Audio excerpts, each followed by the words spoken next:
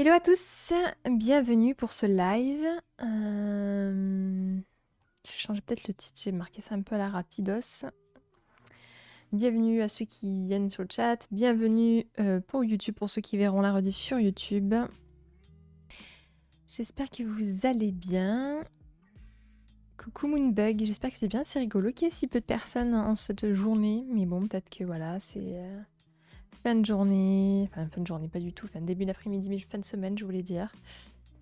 Mais c'est comme ça, on va faire comme ça, sans, il n'y a aucun problème. J'espère que vous allez, que tu vas bien, tout cas Moonbug, ça va arriver je pense. Je crois qu'il y en a qui arrivent 20 ans après la guerre. En cette journée, je dirais entre chaleur et vent. Voilà, je suis au travail, mais personne n'est là pour l'instant ici. Moi, ça m'arrange du coup. Pourquoi ça t'arrange? Dis-moi, Moonbug. Tu veux dire ton boulot qui est personne? Du coup, tu peux écouter tout ça. C'est ça que tu veux dire? Ou peut-être sur le chat parce que tu veux me dire quelque chose? Ah, parce que tu peux regarder le stream. Ok. C'est rigolo comme il y a beaucoup de gens qui regardent ou qui écoutent en tout cas mes streams même durant quand ils travaillent. Je trouve ça amusant en tout cas. Je trouve ça amusant. Je vois Nakalon qui est là. Je sais pas s'il m'entend.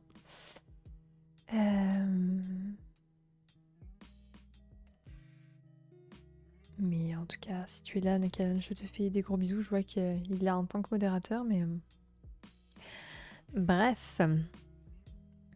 Aujourd'hui, donc, on va faire un sujet qui est en lien, donc, oui, c'est pour ça que je laisse le temps que ça chauffe, en lien donc avec vendredi dernier, qui est donc sur la procrastination. Donc Moonbug, si tu veux prendre le temps de prendre de quoi écrire, parce que ces lives-là sont toujours avec plein d'exercices, plein de choses à noter. Donc je te conseille de prendre de quoi noter. Et pour toutes les personnes qui nous suivent en rediff, quand ce live sera sur internet, de prendre de quoi noter. Et le mieux, c'est si vous avez déjà commencé. Oh non, mon Dieu, ma procrastination, mon démon. Alors, pour te rassurer, ça l'est pour beaucoup de personnes. C'est pour beaucoup de personnes, ça l'est pour... on est tous passés par là au moment dans notre vie. Donc, vendredi dernier, on a parlé des différents types de procrastinateurs. Et aujourd'hui, on va parler du perfectionnisme, qui fait que, en fait, à vouloir trop être parfait, en fait, on procrastine, en fait. Enfin, sous l'excuse de il faut que ce soit parfait, on procrastine. Et moi, ça, c'était mon démon, à moi. Le fait de vouloir être toujours tout parfait et avant de me lancer. Et voilà. D'adopter un peu la méthode 20-80 en tout cas. C'est-à-dire ouais, 20% d'effort, 80% d'efficacité. Coucou Nakalon, comment tu te sens? Comment ça va? J'espère que tu vas bien. Parle-moi un peu de toi Nakalon, là en ce début, le temps que tout le monde arrive et tout, ça me ferait plaisir un peu de t'entendre, un peu de savoir... de te lire plutôt. De savoir comment tu te sens, savoir comment ça va. Ta recherche d'alternance, tout ça, dis-moi. Je vois bien trop mon type, bien que parfois ça me serve d'excuse en effet. Bah c'est ça, c'est toujours une belle parade. Hein. Je me sens vide, je me pose même plus la question. Je prends les jours les uns après les autres. Bon, tu sais que l'univers n'aime pas le vide. C'est juste une petite période. Coucou le rayon de soleil de Twitch. Salut à tous et à tous. J'espère que tu vas bien Alex. Donc ouais, Nakalon, par rapport à ton souci du fait de te sentir vide, après tout ce que tu as traversé, hein, c'est une phase, c'est bien, c'est il y a du progrès. Plutôt que ça te dévaste, maintenant tu te sens comme un état de vide, mais après ça va se remplir au fur et à mesure du temps. Non, mon dos, un kata, je pense que l'ostéo sera de mise. Ah, l'ostéopathie, eh oui. Tu t'es bloqué le dos comment? En te soulevant quelque chose ou juste de base parce que t'as mal au dos? Moi je sais que là je fais un exercice qui me soulage vachement le bas du dos. En En fait, il faut que vous méditiez en... Alors, je sais, excusez-moi du stigmate, mais j'ai entendu dire que ça s'appelait comme ça. En tout cas, le squat asiatique ou le squat profond. Vous savez, quand vous avez vos fesses au niveau de vos chevilles, vraiment, et vous écartez vos genoux, donc ça fait comme une grenouille en fait. Vous écartez vos genoux, vous tenez bien droit, et de façon à ce que vous teniez bien l'équilibre, et vous étirez un bras, puis l'autre comme ça, en étant dans cette position-là. Moi, à chaque fois, ça fait crac, crac, crac, crac au fond de mon bassin, mon dos et tout. Ça me fait trop du bien. Ça me soulage le bas du dos, donc je sais pas si ça va vous aider. Je suis un peu en roue libre. Je comprends, Nakalen. Twist en squat, Hindu. Très très bien en effet. Ah ben voilà, tu vois. Tu m'as mis le mot sur ce que je voulais dire, Moonbug. Mais ça fait vraiment du bien, ouais. Je l'avais jamais exploré et vraiment ça, c'est un truc qui me fait de ouf du bien. Ça a plus des étirements d'une manière générale. Puis vu que je ne suis pas un grand sportif aussi, bah, y a un peu de poids sûrement. Et puis je suis comme vous les femmes, cambrée. En tout cas, c'est sûr que si tu te muscles, ça va resserrer ta taille et ça va te avoir une meilleure posture, quoi. Coucou Exomètre. Ah, c'est mon métier. Ah, nickel. C'est quoi ton métier déjà, Moonbug? Excuse-moi. Hein. Vous savez, j'oublie parfois et les pseudos, les professions les uns les autres. Pour peu qu'il y en a qui changent leur pseudo entre-temps, je suis perdue. Coucou Silly, comment tu vas? Comment ça va? Je suis contente de te voir. J'espère que tu vas bien. Un petit... Pour Nakalon, toi qui es en roue libre, sache que voilà. C'était quand déjà ta rupture? À 1 mois? Il y a 1 mois et demi? 2 mois? C'était quand exactement? Tu peux me rappeler? S'il te plaît. Je suis coach et tu m'arrêtes il y a 2 jours. Ah oui, c'est vrai. Excuse-moi. Exact, c'est vrai. Je me disais bien, je l'ai bien vu quelque part ce pseudo. Je croyais que tu étais venu sur mon live exact. Génial. Excuse-moi.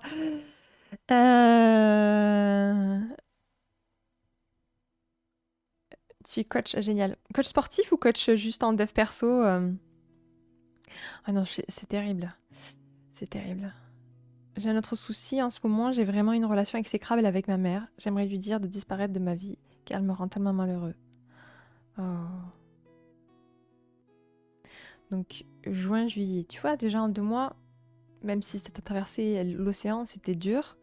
Dis-toi, dans 2 autres mois, tu vas forcément encore progresser. Donc même si aujourd'hui t'es en roue libre, t'es que sur la pente montante, même si elle est douce. Ça va y aller petit à petit. Et puis par rapport à la relation avec ta maman, est-ce que tu peux préciser un petit peu, Nakalon? Peut-être que je peux te donner des pistes. Super, merci. Toi, tu es dans une bonne énergie. Je suis dans une bonne énergie. Un peu submergée par plein de choses à faire, mais bonne énergie quand même. Nakal et maman, c'est comme ça avec leur fils par moment. Tu es quel signe, Naka et ta mère? Je bosse dans les salles et avec des gens en perso. Ah, génial! Trop bien. Ça, c'est trop cool. J'ai des amis coach que j'aimerais bien passer un jour avec l'étape du coach, mais pour l'instant, je fais des programmes sportifs, tu sais, à distance, Moonbug. Et j'ai trouvé un super équilibre. Mais je pense que pour me perfectionner, pour dépasser mon niveau, ou en tout cas pour augmenter ma performance, ça serait bien que je passe avec un coach. Donc c'est en réflexion en tout cas. Que au moins je fasse une séance pour qu'on me dise non, mais là tu te positionnes bien. Parce que par exemple, tout ce qui est fente et squat, c'est torture pour moi au niveau des genoux. Vraiment grosse torture. Et j'ai essayé plusieurs postures et tout, et j'ai juste du mal. Et quand j'étais adolescente, j'ai eu un syndrome rotulien de jeune fille qui a duré 6 ans. Donc, où tous les docteurs ont galéré avec mes genoux. Et j'ai l'impression que ça traînouille un peu, tu vois, même 10 ans après. Non pas que j'ai les syndromes rotuliens, je pense que j'ai guéri de ça, mais c'est juste que j'ai une fragilité, dirons-nous. Mais ça s'améliore. Depuis que j'ai repris le sport intensif, là, ça s'améliore. C'est pas parfait, mais ça s'améliore. J'ai un peu peur de début août parce qu'il y a son anniversaire. T'aurais peur de quoi, Nakalon, exactement? Il faudrait un stream de 12 heures pour résumer la situation. Naka, si tu veux, tu m'envoies un mail en privé, tu vois, on le fait sur Discord. Tu sais que je te réponds de bon cœur, Nakalon. Vraiment, vraiment, vraiment. Et tu sais, tu me dis point par point, et moi je te réponds point par point, ok? Même en voice note ou quoi sur Insta, tu le sais. Je te le fais avec grand plaisir. On atteint le point de non-retour, surtout depuis que mon frère est parti et qu'elle est mon... On ne vit plus que tous les deux. On ne se supporte plus. Rien de la voir, je suis énervée. En fait, j'ai trop envie de lui souhaiter. Mais autour de moi, on me dit que ce n'est pas une bonne idée. Tu peux lui souhaiter en conscience. Quand je dis en conscience, ça veut dire que peut-être qu'elle te répondra pas. Peut-être qu'elle bloquera ton message. Auquel cas, il faut que tu sois prête pour ça.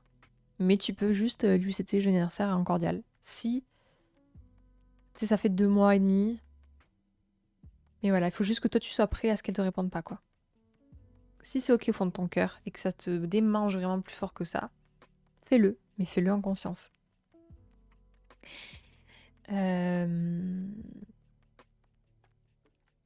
Et pour ton point de non-retour, Nakalon, moi j'avais vécu ça avec ma mère. Tu sais, quand j'avais perdu mon père, donc j'ai quitté mon ex et je suis retournée vivre chez mes parents alors que ça faisait des années que je vivais seule.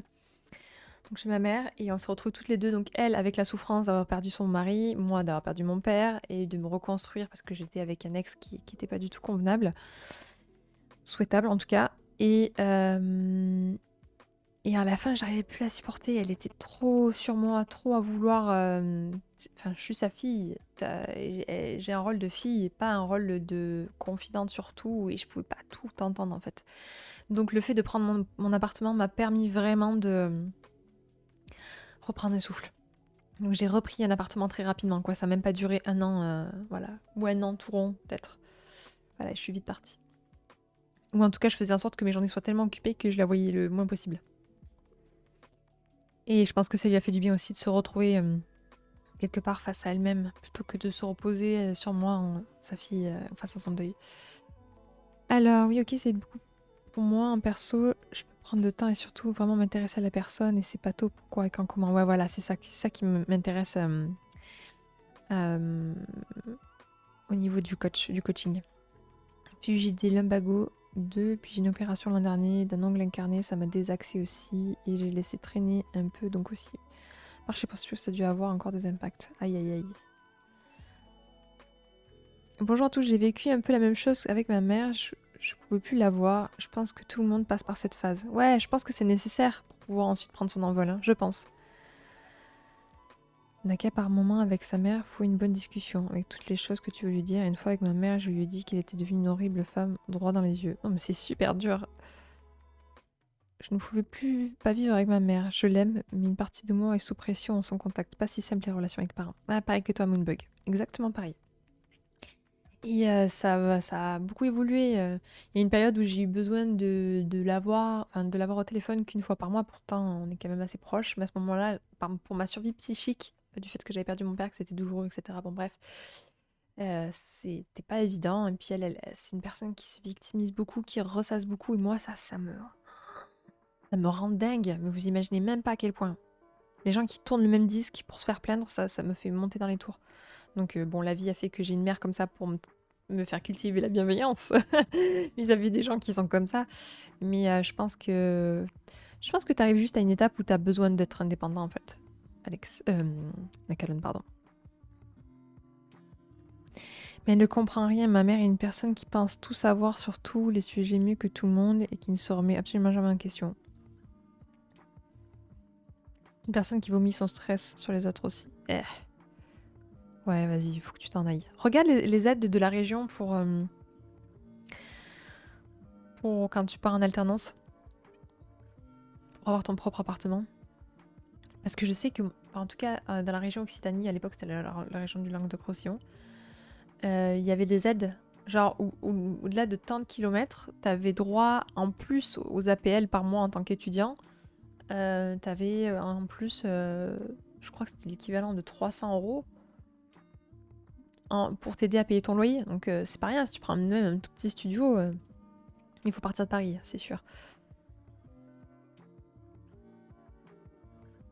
Tout pareil, Amanda, je suis le déversoir de mauvaises ondes pour mes parents. J'ai appris il y a peu à dire non, je ne mérite pas cette relation et je n'en veux pas. Ouais, voilà, c'est ça. Ou en tout cas, dire, bon, bah, de couper les vannes, de dire, bon, bah, ce que tu es en train de faire là, j'ai pas envie en fait de le recevoir. Donc tu le fais avec qui tu veux, mais pas avec moi.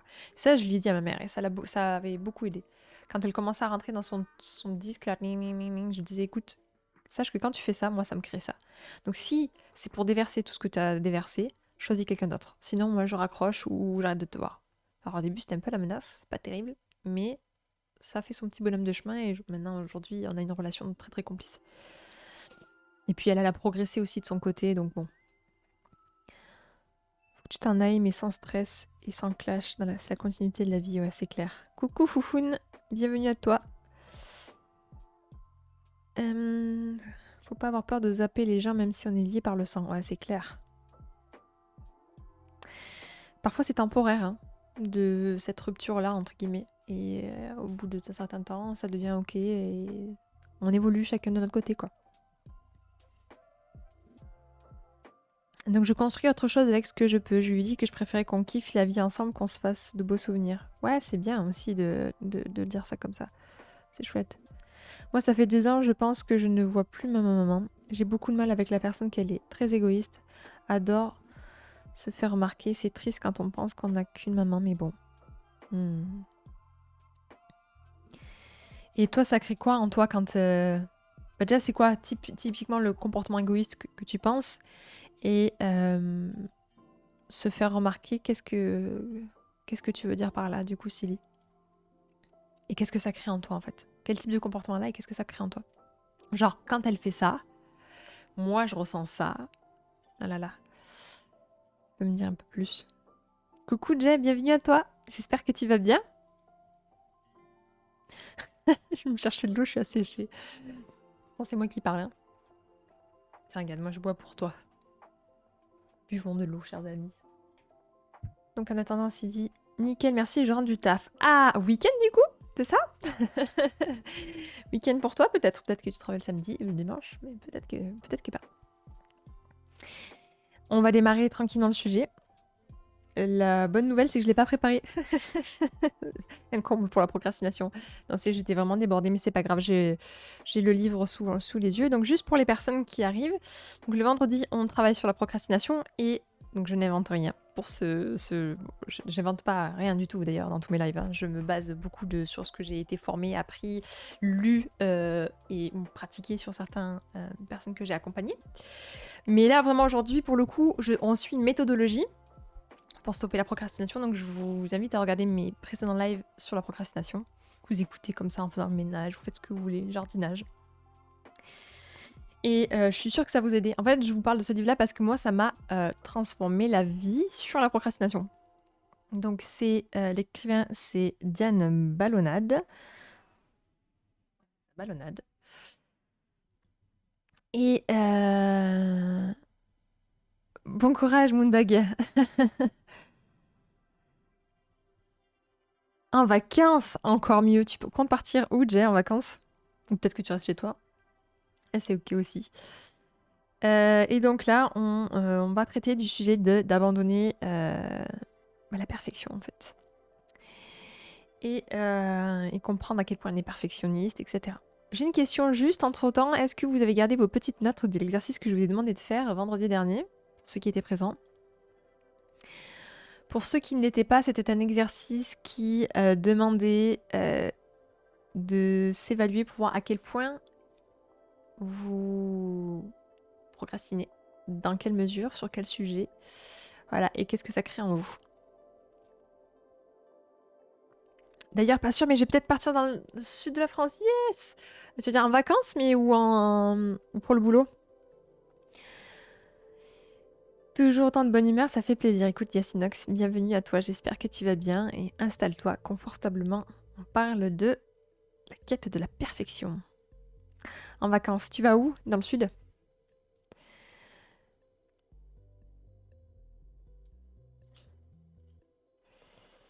Où est-ce que tu vas? Petit thé ou café? Flotte, moi je suis à la flotte. Mais si je devais choisir, je choisirais du thé. Et en ce moment, j'ai un thé qui est tellement bon. C'est un thé blanc. Donc thé blanc, thé vert, mélange. Avec des fleurs de violette et de la framboise. Les gars, c'est un délire. C'est tellement bon, c'est tellement fruité, léger quoi. Enfin, pouvez le boire glacé, froid, chaud, c'est... Miam, miam, miam, miam. C'est vraiment trop bon. Non, non, c'est vraiment un thé, hein, mélange de thé blanc, thé vert, mais très léger comme thé, et parfait pour l'été, quoi. Être Arcachon, quand on n'aurait pas payé d'appartement là-bas. Ah, yes. Mais bassin d'Arcachon, c'est le nord, ça, non? C'est où, ça? Ouais, c'est le nord, nord-ouest. Cap d'Agde, c'est un délire, Nakalon, hein. Tu sais ce que c'est, le Cap d'Agde, ou pas?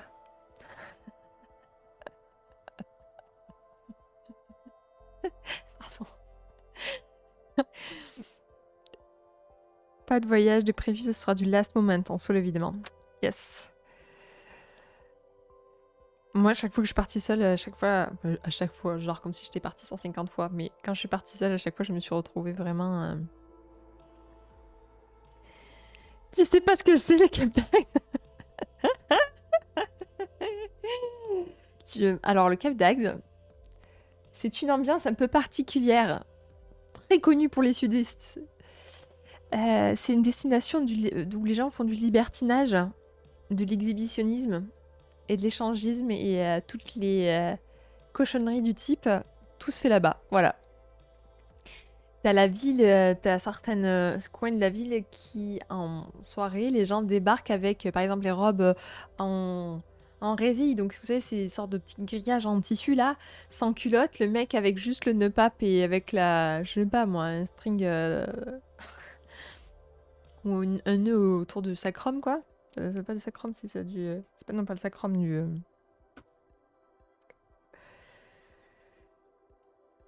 J'en ai perdu le mot.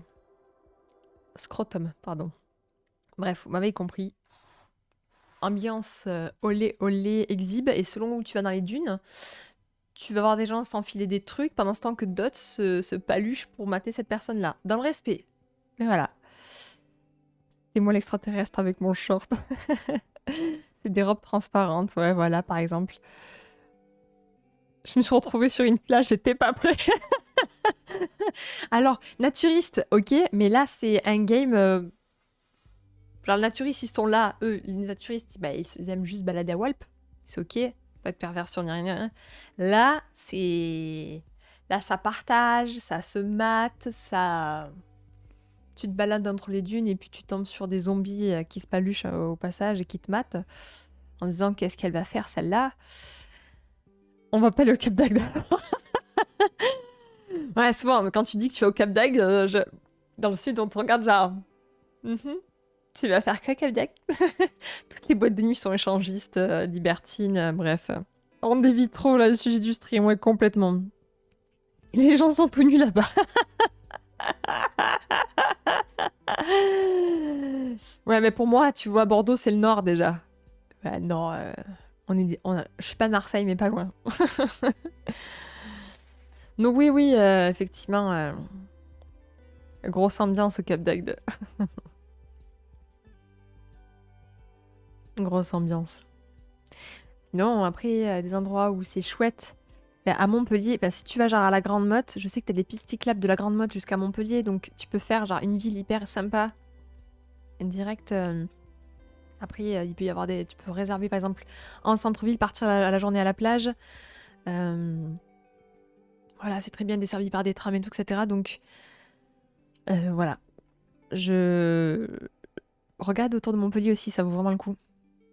Il pleut là, Nice, c'est délicat. Non, mais dans le sud, de toute façon, c'est pas un vrai été. Bon, pareil, autour de Montpellier, là, c'est... Un jour, il y a du vent. Un jour, il fait chaud. Le lendemain, c'est la tempête. Après, le lendemain, donc, il fait froid. Il n'y a même pas eu de canicule cette année. Et j'ai quasi... Bah, là, dans le bureau, je me suis pas encore servi une seule fois de la clim. Mon Dieu, si Bordeaux, c'est le nord, je suis au pôle nord, moi. Ouais, bah, c'est pas le sud-sud, quoi. C'est au milieu, quoi. Mais c'est possible que j'exagère. Vous savez, quand on sudiste au-dessus d'Avignon, c'est le nord déjà. Donc vraiment... Et alors, demandez même pas à Marseillais, Montpellier, Nîmes, là, eux, c'est...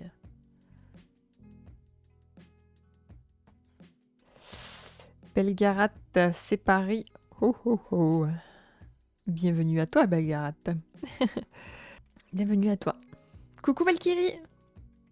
J'espère que tu vas bien. Donc, pour toutes les personnes qui avaient pris de quoi noter déjà vendredi dernier et toutes les choses qu'on avait pu marquer, c'est le moment de ressortir. Donc, on va avancer sur le sujet aujourd'hui qui est la quête de perfection. Donc, il est important que vous preniez conscience qu'effectivement, lorsque l'on procrastine, il peut y avoir, entre autres, une des raisons qui fait qu'on procrastine, votre quête de perfection. Ça peut être de perfectionnisme, pardon. Ça peut être par exemple le fait de avant de commencer ça, il faut que je sois ça. Genre, je vais pas à la salle tant que j'ai pas un peu perdu de poids. Il y en a qui le disent ça. Par exemple, ça peut être je vais pas aller en Angleterre tant que je parle pas minimum d'anglais. Ou je vais pas parler anglais si je sais pas tenir une phrase ou dire deux mots. Ou ça peut être, qu'est-ce que ça peut être perfectionniste, un truc qui nous empêche.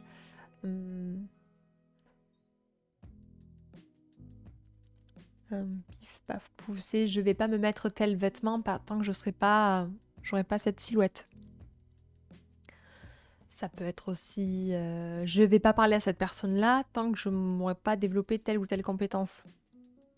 Voilà, donc prendre conscience que le perfectionnisme a du bon, mais ça vous inhibe beaucoup de vos actions et de ce que vous voulez entreprendre.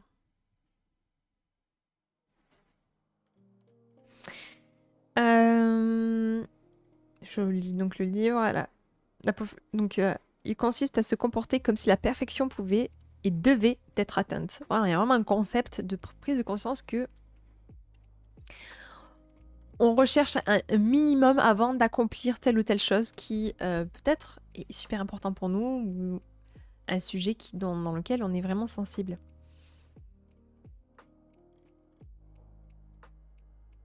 Et d'un point de vue pathologique, donc le livre recense d'un point de vue pathologique le perfectionniste peut être considéré comme pathologique à partir du moment où l'imperfection est inacceptable. Un Karl Lagerfeld. Mais bon, le mec voulait des maigres alors que lui-même était un tonneau. Donc bon, comme quoi. Donc le perfectionniste, pour le reconnaître, pour ceux qui d'entre vous, vous l'êtes, ou peut-être vous ne l'êtes pas en entièreté, mais peut-être sur certains sujets, pour vous reconnaître les perfectionnistes, vous avez tendance à travailler peu, mais travailler longtemps sur des tout petits détails, ni importants, ni urgents. Et vous allez... Alors, encore une fois, ça a du sens qu'il y a des gens qui sont comme ça. Il faut voir à quel point cette façon de se comporter-là va vous limiter au quotidien. Le perfectionniste, on dit qu'il privilégie beaucoup la méthode du ou tout ou rien. Donc, de ce fait, vu que j'ai peur de l'échec, je préfère pas le faire. Ou ça peut être la peur de réussir. Donc, auquel cas, je ne fais pas parce que je ne suis pas assez. Donc, vu que je ne sais pas assez, je ne fais pas. Coucou Choupi, j'espère que tu vas bien. Ça me fait plaisir de vous voir tous là sur le live. Mais vous avez compris un peu l'état d'esprit, en tout cas, de ce qu'il en est. En gros, c'est de s'observer, de voir à quel point vous êtes ou tout noir ou tout blanc. Tu te souviens les premiers lives? C'est quelque chose qui t'est ressorti, tu te rendais compte à quel point tu étais ou tout noir ou tout blanc. Et comment tu te sens aujourd'hui par rapport à ce sujet? Est-ce que tu sens que tu as progressé depuis qu'on en a parlé? Du coup, il faut tenter, même si on échoue. Alors ça, c'est clair. Déjà, il faut prendre conscience qu'effectivement, et ça on en reparlera après, mais l'échec fait partie de la progression. Demandez à n'importe quelle personne qui est excellente dans son domaine ou qui performe dans son domaine, il aura eu des échecs. Il aura fait des essais, ça n'aura pas fonctionné, mais il aura réajusté, il aura amélioré, voilà. Ça fait partie. On ne devient pas excellent du jour au lendemain. On ne naît pas excellent, on le devient, ça se travaille, et au prix de souvent de nombreux échecs, effectivement. Et parfois, il y a aussi cette méthode-là, je ne sais plus si elle en parle dans le livre, mais moi j'applique beaucoup la méthode de 20-80. Pareto, merci, purée. Oh, la loi de Pareto, voilà. Corporalson. Je l'ai à Pareto, je l'ai à... Non, Pareto, voilà. Je l'avais pas loin, mais voilà. Mais moi j'applique beaucoup la méthode 20-80 qui dit que je mets 20% d'efforts pour 80% de résultats. Et parfois dans dans ce que je développais, j'avais tendance à être trop perfectionniste, il fallait que tout soit parfait avant que je lance, etc. Et je me rendais compte qu'en fait, ça me limitait. Donc, je vous dis, ce livre m'a vraiment beaucoup aidé. Et là, pour le coup, ce sujet-là m'est propre, peur de l'échec. Donc, du coup, bah, je me blindais derrière plein d'excuses du faut que ce soit parfait avant que je me lance. Et en fait, maintenant, aujourd'hui, j'adopte ça. Je me dis, bon, c'est pas parfait, mais on s'en fout, c'est efficace. Et je fais. Et la fois d'après, je sais que je mettrai plus attention dessus. Il faut se remettre en question. Mais le 20-80, pour moi, maintenant, je l'adopte vraiment pour... Non, c'est pas 20% de talent, 80% de travail, c'est au contraire 20% d'effort pour 80% de résultats. Plutôt que de l'inverse, le perfectionniste aurait tendance à mettre 80 d'efforts pour 20% de résultats. Donc non, il faut inverser la tendance.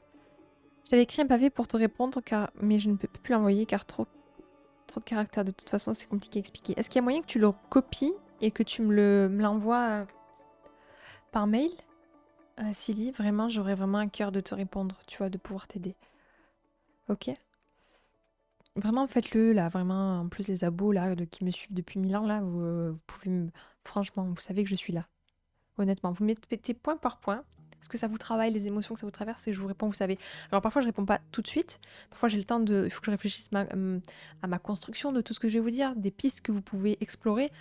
Mais je vous réponds toujours, donc bon, voilà. La psy me parlait de ça, la vie, c'est comme quand un enfant apprend à marcher, il tombe beaucoup au début, mais il se relève à chaque fois jusqu'à réussir. Ah, ça c'est clair. Tu connaissais pas la loi de Pareto, Belcarat, le 20-80? Ouais, bah voilà.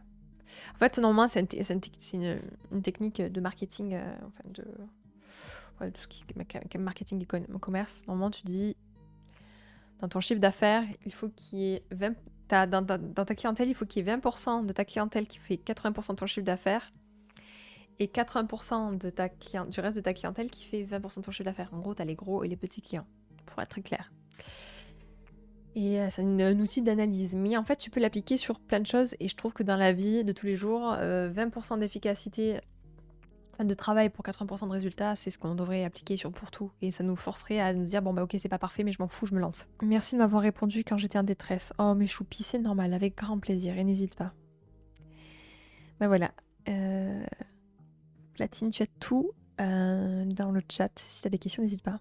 Non, on en apprend tous les jours. Ah bah tu vois, avec plaisir. Faut essayer et l'appliquer au travail, dans la vie privée. Ouais. Bon, en tout cas, moi, ça me parlait, ce côté chiffre un petit peu. Genre, ouais, bon, ok, c'est pas parfait, mais c'est 20-80. Voilà. Et ça, c'est un truc qu'on se dit beaucoup dans mon couple.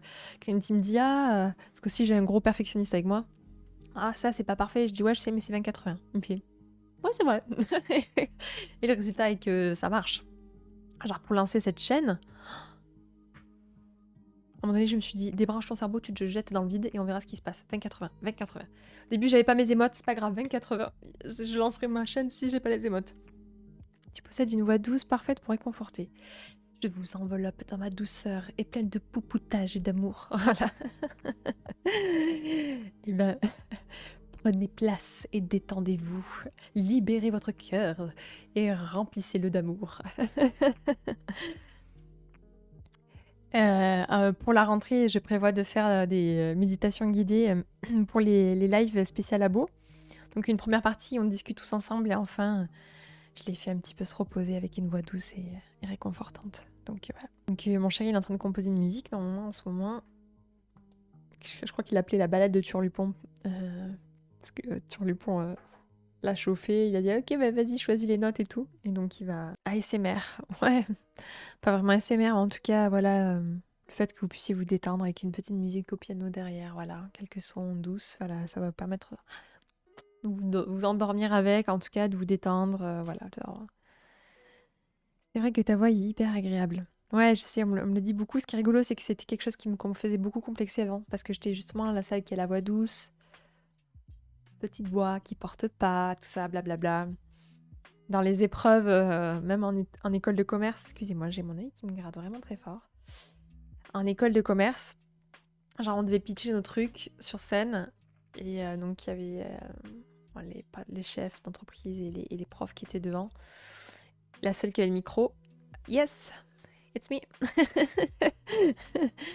Donc j'étais hyper gênée à chaque fois, puis c'est toujours quelqu'un qui fait, vous pouvez parler plus fort dans le micro? Je suis là genre, oui. Donc ouais, j'ai une voix douce. J'en ai conscience. Et du coup, c'est cool parce que ça vous fait du bien. Donc un comportement perfectionniste se révèle dans 3 situations identifiées par Hewitt et Flett en 91. Je vais m'endormir là avec cette voix. Pas trop, on parle de procrastination, les gars, c'est pas une excuse pour pas faire ce que je vous dis. Donc, ce que je disais, donc comportement de perfectionniste révèle 3 situations identifiées donc par 2 personnes en 91. Donc, afficher sa propre perfection, éviter les situations où l'on pourrait apparaître imparfait et ne pas révéler les situations où l'on est imparfait. Je sais pas si c'est clair la subtilité. Montrer à quel point vous êtes génial en gros. Le deuxième, éviter des situations où on pourrait croire que vous n'êtes pas suffisamment génial. Et ne pas révéler les fois où vous n'étiez pas génial. Donc, une bonne situation de contrôle, en fait. Pour les perfectionnistes, mieux vaut ne rien faire que de risquer l'échec et le regard négatif des autres. Paraître incompétent, stupide, incapable, vous rajoutez tous les mots qu'il y a derrière.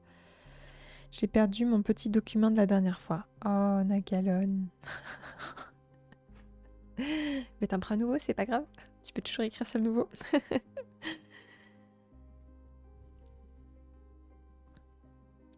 Et donc les 2 stratégies pour... Faut pas révéler qu'on n'est pas imparfait sur certains points. Ok. En tout cas pour les perfectionnistes. Je ne suis pas une poupée. Je suis de chair et d'os. Le very beau là. Voilà. Évitez ce genre de commentaires s'il vous plaît. Je vous appelle pas moi et mon Lego et Playmobil. Donc évitez de me faire des surnoms comme ça, désobligeants. Même si c'est peut-être gentil dans votre cœur ou quoi, c'est pas comme ça qu'on interagit avec des dames. Nakalon a claqué du fouet. Bah du coup dis ça à mon mec, tu vas voir comment ça va se passer. Il se fera un plaisir de te faire en Playmobil. J'avertis, il fait 1m85, 85 kg de muscles. 10 ans d'arts martiaux. Il aime bien jouer avec les Playmobil. Et j'ai surtout aussi un modérateur qui claque du fouet très fort. Ici, on est parfait. Alors, parfait ne veut pas dire forcément perfectionniste, hein, qu'on soit clair. Et perfectionniste, en gros, c'est juste une excuse pour ne pas faire de choses, pour éviter de révéler le fait qu'on soit incompétent. Bah, du coup, je fais pas, donc du coup, je fais rien. Voilà. Alors qu'il vaut mieux essayer, même si c'est pas parfait. Et ça, on va le voir, ça va vous faire quand même avancer vers votre but. C'est comme si un enfant, comme disait, je crois que c'est Nakalon qui disait ça tout à l'heure, décidait de ne pas marcher du coup parce que peur de paraître débile de pas savoir marcher. Et du coup, quand est-ce qu'il va apprendre à marcher s'il se casse pas la figure? Toute personne qui commence un sport est débile. Durant les premiers cours, il ne sait pas faire. Quand j'ai commencé le karaté, c'était intéressant parce que donc le style de karaté que j'ai fait par le passé, c'était un style de karaté très martial, très austère. Ce qui faisait que du coup, vous ne devez pas poser de questions donc à votre sensei. Vous devez poser vos questions à vos senpai. Lorsque le sensei ne parle pas. Et du coup, il vous corrige si vous êtes légitime à être corrigé. Sinon, il va vous laisser dans votre mouise à pas savoir faire correctement. Donc, c'est extrêmement déstabilisant parce que vous vous retrouvez, vous, face à votre incompétence et le silence obscur de toute la salle, le regard des autres, mais qui savent très bien. En fait, vous prenez ça comme un regard du « il me juge parce que je suis nulle », mais eux vous regardent juste parce qu'ils savent exactement ce que vous êtes en train de vivre, parce qu'ils sont exactement passés par la même étape. Donc vous vous retrouvez face à votre humilité la plus pure. Et on voit qui perdure dans le temps et qui s'arrête et se trouve des excuses. Et au début, c'était extrêmement déstabilisant. Pour moi, qui était une vraie pipelette en plus, qui a besoin d'être rassurée par...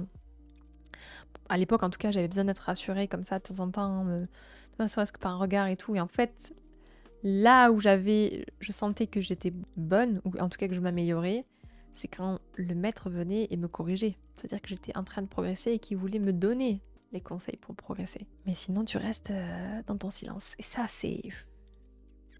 petits oignons, hein. En tant qu'occidentaux, on n'a pas l'habitude de ça. Le sport, c'est bon pour le moral, ouais. Mais alors, un sport comme ça, vraiment, pour le coup, moi, ça a été salvateur. Ça m'a vraiment appris à être plutôt humble, en tout cas. De me rappeler qu'en fait, Quel que soit mon apprentissage, je redémarre de loin. Et on va tous redémarrer de loin. Et on va tous être nuls. Là, c'est un peu l'effort du débutant et l'incompétence. Donc deux stratégies peuvent venir à bout de ce comportement néfaste. Donc faire face à sa peur de l'échec et se fixer des objectifs réalistes. Je dis vraiment réaliste parce que, par exemple, si on fait du sport et qu'on se dit, ok, mais moi, pour faire du sport, il faudrait que, je sais pas, je fasse 20 kilos de moins pour pouvoir commencer à faire du karaté et tout. T'as envie de dire, mais mec, en fait, déjà, commence à faire du karaté. Et tu verras que tes kilos, tu vas les perdre. N'attends pas de perdre 20 kilos pour accomplir quelque chose. Fais quelque chose, ou perds un kilo si tu veux te sentir mieux dans ton corps. Mais des objectifs qui sont réalistes, encore une fois. Donc tous les procrastinateurs ne sont pas perfectionnistes. Vous sentez à quel point, là, si par exemple je vous dis 0, pas perfectionniste du tout, et 10, pardon, très perfectionniste, donc de 0 à 10, comment vous positionnez en tant que perfectionniste procrastinateur? C'est-à-dire que vous sous l'étiquette du fait d'être quelqu'un d'être très rigoureux perfectionniste dans le détail, vous vous empêchez de faire des choses. Juste par curiosité un petit peu, comment vous vous positionnez. De la même manière, tous les perfectionnistes ne sont pas des retardataires chroniques. Oui, parce qu'il y a des personnes qui procrastinent, mais qui font tout à la dernière minute. Tu te retrouves moitié-moitié, toi, le Belgarat. Nous sommes imparfaits par nature, c'est ce qui nous rend humains. N'oubliez pas ça aussi. Mais du coup, est-ce que dans tes attitudes, quand tu procrastines, est-ce que tu te mets pas trop la pression pour atteindre certains trucs avant d'enclencher quelque chose ou pas, toi? Surtout ça. Hein. Avant, j'étais plus perfectionniste que maintenant, je pense. Ouais, je pense qu'avec le temps, quand... Enfin, moi, ne serait-ce que... J'ai bientôt 30 ans, mais... même si je regarde entre il y a 10 ans en arrière et aujourd'hui, vraiment, en tout cas, ma peur de me montrer pas compétente ou pas à la hauteur ou... la peur de l'échec, en tout cas, elle était vachement plus importante quand j'avais 19 ans que maintenant, quoi. C'est clair. Trop peur du regard des autres, alors qu'aujourd'hui, je suis un peu plus genre... Qui peut me juger, en fait, de l'étape où j'en suis, quoi. Voilà. Platine, toi, tu dis 7. Donc tu sens que le fait d'être perfectionniste, ça te limite pas mal. Nous corrélons encore trop souvent nos propres valeurs et ce que nous faisons. Plus nous réussissons, plus notre valeur est élevée. Ça, c'est pour les perfectionnistes qui pensent. Au contraire, en cas d'erreur ou d'échec répété, nous ne valons plus rien. En tout cas, pas grand-chose à nos yeux. Je suis nulle. Je suis pas foutu de faire ça. Je suis pas à la hauteur de... Voilà. Ouais, plus on grandit, plus on fout des regards des gens, ouais. Ça, c'est assez cool de vieillir pour ça, quoi. Vraiment. Oh, je trouve que, ouais, jeune adulte, je suis toujours jeune adulte, mais vraiment, vous voyez, quand on a 19 ans, quoi, et adolescent, mais qu'est-ce que j'étais dure avec moi-même. Waouh. Le confinement a un peu cassé tout ça. Ouais, c'est possible aussi. Enfin, en tout cas, pour l'époque, il n'y avait pas de confinement quand j'étais ado, et moi, je sens vraiment le côté je m'en fous maintenant. Pas pour tout, mais je m'en fous. J'ai beaucoup tendance à m'égarer quand je fais un truc. J'ai passé du temps sur les choses qui servent à rien pour bâcler les choses importantes. Yes, bah ça c'est le côté perfectionniste. C'est s'attarder sur les détails, prendre trop de temps sur les détails. C'est une forme de perfectionnisme en tout cas. Donc il vous appartient dès à présent de faire la différence entre ce que vous êtes et ce que vous faites. Donc vraiment il y a un gap énorme dans votre tête qui doit être fait par rapport à ça. Vous n'êtes pas ce que vous faites, d'accord ? Et c'est pas parce que vous êtes quelque chose que vous êtes censé le faire, répondre à ce que vous pensez de vous. Enfin bref, voyez, c'est dans les deux sens. Voilà, je ne suis pas ce que je fais, voilà. Donc bien sûr, vous avez le droit à l'erreur, même dans la sphère professionnelle. Vous avez le droit de ne pas savoir. Ça, c'est un truc de fou et c'est un truc que je me rends compte. Déjà, plus on apprend sur un sujet, moins on se rend compte qu'on sait. Et je me rends compte vraiment... Enfin, de ce que j'observe chez les gens aujourd'hui, c'est quand ils savent pas, ils préfèrent dire ouais je sais un peu, ou alors ils vont s'aventurer sur internet genre non mais je maîtrise alors qu'ils maîtrisent pas spécialement le sujet vraiment, plutôt que de dire bah genre je maîtrise pas et c'est ok, je sais un petit peu ça mais je sais pas plus que ça. Oser vraiment dire qu'ils savent pas de peur de passer pour un imbécile alors qu'en fait parfois d'ailleurs c'est un bon moyen de créer du lien. Moi, par exemple, j'ai cette force-là, c'est vous me mettez dans n'importe quelle conversation, je peux discuter de tout, même si je n'y connais rien. Parce que il suffit juste. En plus, ça crée un lien fort avec la personne en face, parce que du coup, je lui dis, ok, mais quand tu dis ça, ça veut dire quoi? Et du coup, je comprends pas, est-ce que tu veux bien m'expliquer ça? Et ça veut dire quoi de faire ça? Et du coup, la personne qui en face maîtrise le sujet, donc du coup, vous la flattez, vous la rendez heureuse d'exprimer un sujet qui peut-être la rend heureuse. Donc bon, c'est de la manipulation positive, hein, vous savez que je suis pour ça. Mais pour vous aussi, ça va vous renforcer votre confiance, de dire ok, bah ça je le sais, ça je ne le sais pas, et c'est ok en fait. Personne ne peut me juger sur ce sujet-là. Alors, non, mais j'ai pas l'impression que je suis perfectionniste. Justement, je priorise très mal les choses. Mais ça fait partie du perfectionnisme, dans le sens où le perfectionniste a tendance à travailler plus sur le détail que sur le fond. C'est pour ça. C'est pas perfectionniste, ça veut pas dire forcément être parfait, vouloir chercher la perfection. Enfin, oui, il y a la recherche de la perfection, mais c'est aussi chercher, passer du temps sur des détails, alors qu'il y a d'autres choses qui sont plus importantes. Je vois très bien ce que tu veux dire, mais ça fait partie du perfectionnisme. Et quand je fais un truc, je préfère que ce soit fait vite, et tant pis si c'est pas bien. Alors là, c'est plus du perfectionnisme, là pour le coup. Quand tu veux que ce soit fait vite, là c'est quelqu'un qui bâcle. Mon mec est comme ça, c'est terrible. Lui, c'est un peu trop 20-80 sur certains détails. Parfois, il peut être très perfectionniste. Il va me saouler. Et sur d'autres trucs, c'est voilà, c'est fou faire une tartine de cette taille-là à la truelle, quoi. Je suis un branleur. Mais non, Nakalon, pétard, que t'es dur avec toi, c'est pas possible, tu l'as alors, hein, il m'épuise.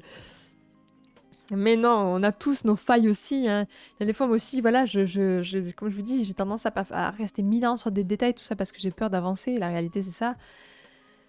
Et il y a des fois aussi, ça m'arrive où je bâcle, quoi. Et je peux être pénible pour d'autres personnes quand ils me voient que je bâcle sur certains sujets, quoi. Mon mec, il est comme ça, voilà, c'est ça. Il est perfectionniste sur les choses qui t'intéressent. Coucou Game One, bienvenue à toi.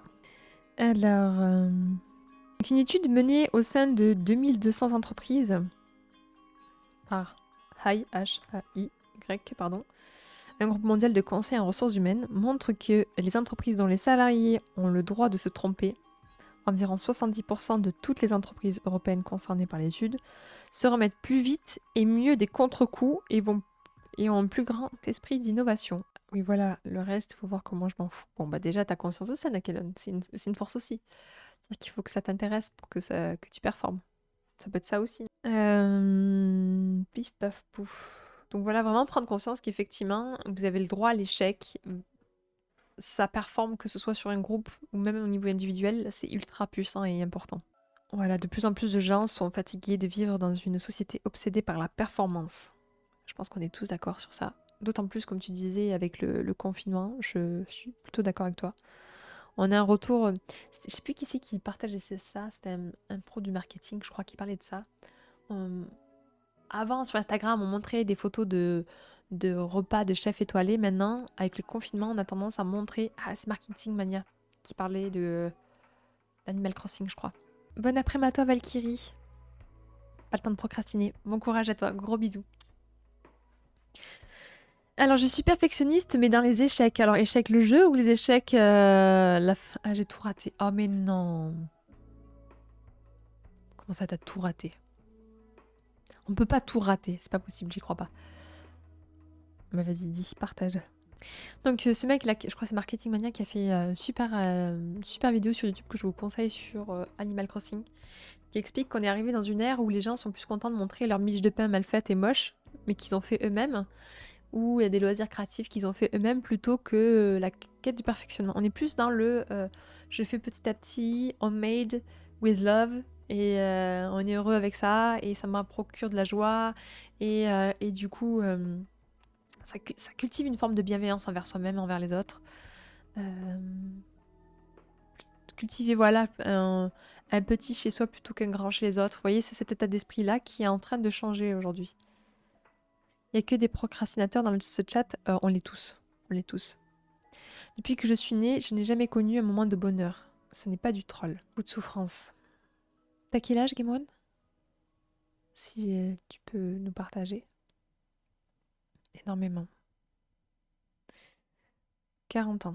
Et des psychologues néerlandais ont fait des recherches ont montré que 60% des personnes ont le sentiment de vivre dans une société de prouesse, mais que seulement 10% de ces 60% en sont contentes. En fait, nous voulons juste nous sentir bien tous ensemble. Et se tromper en fait partie. Et d'ailleurs, pour le progrès et l'évolution, même dans un couple ou d'un point de vue individuel, l'échec en fait partie. Un miroir, un vide psychique, très riche, en quête de vérité, c'est la vérité ultime.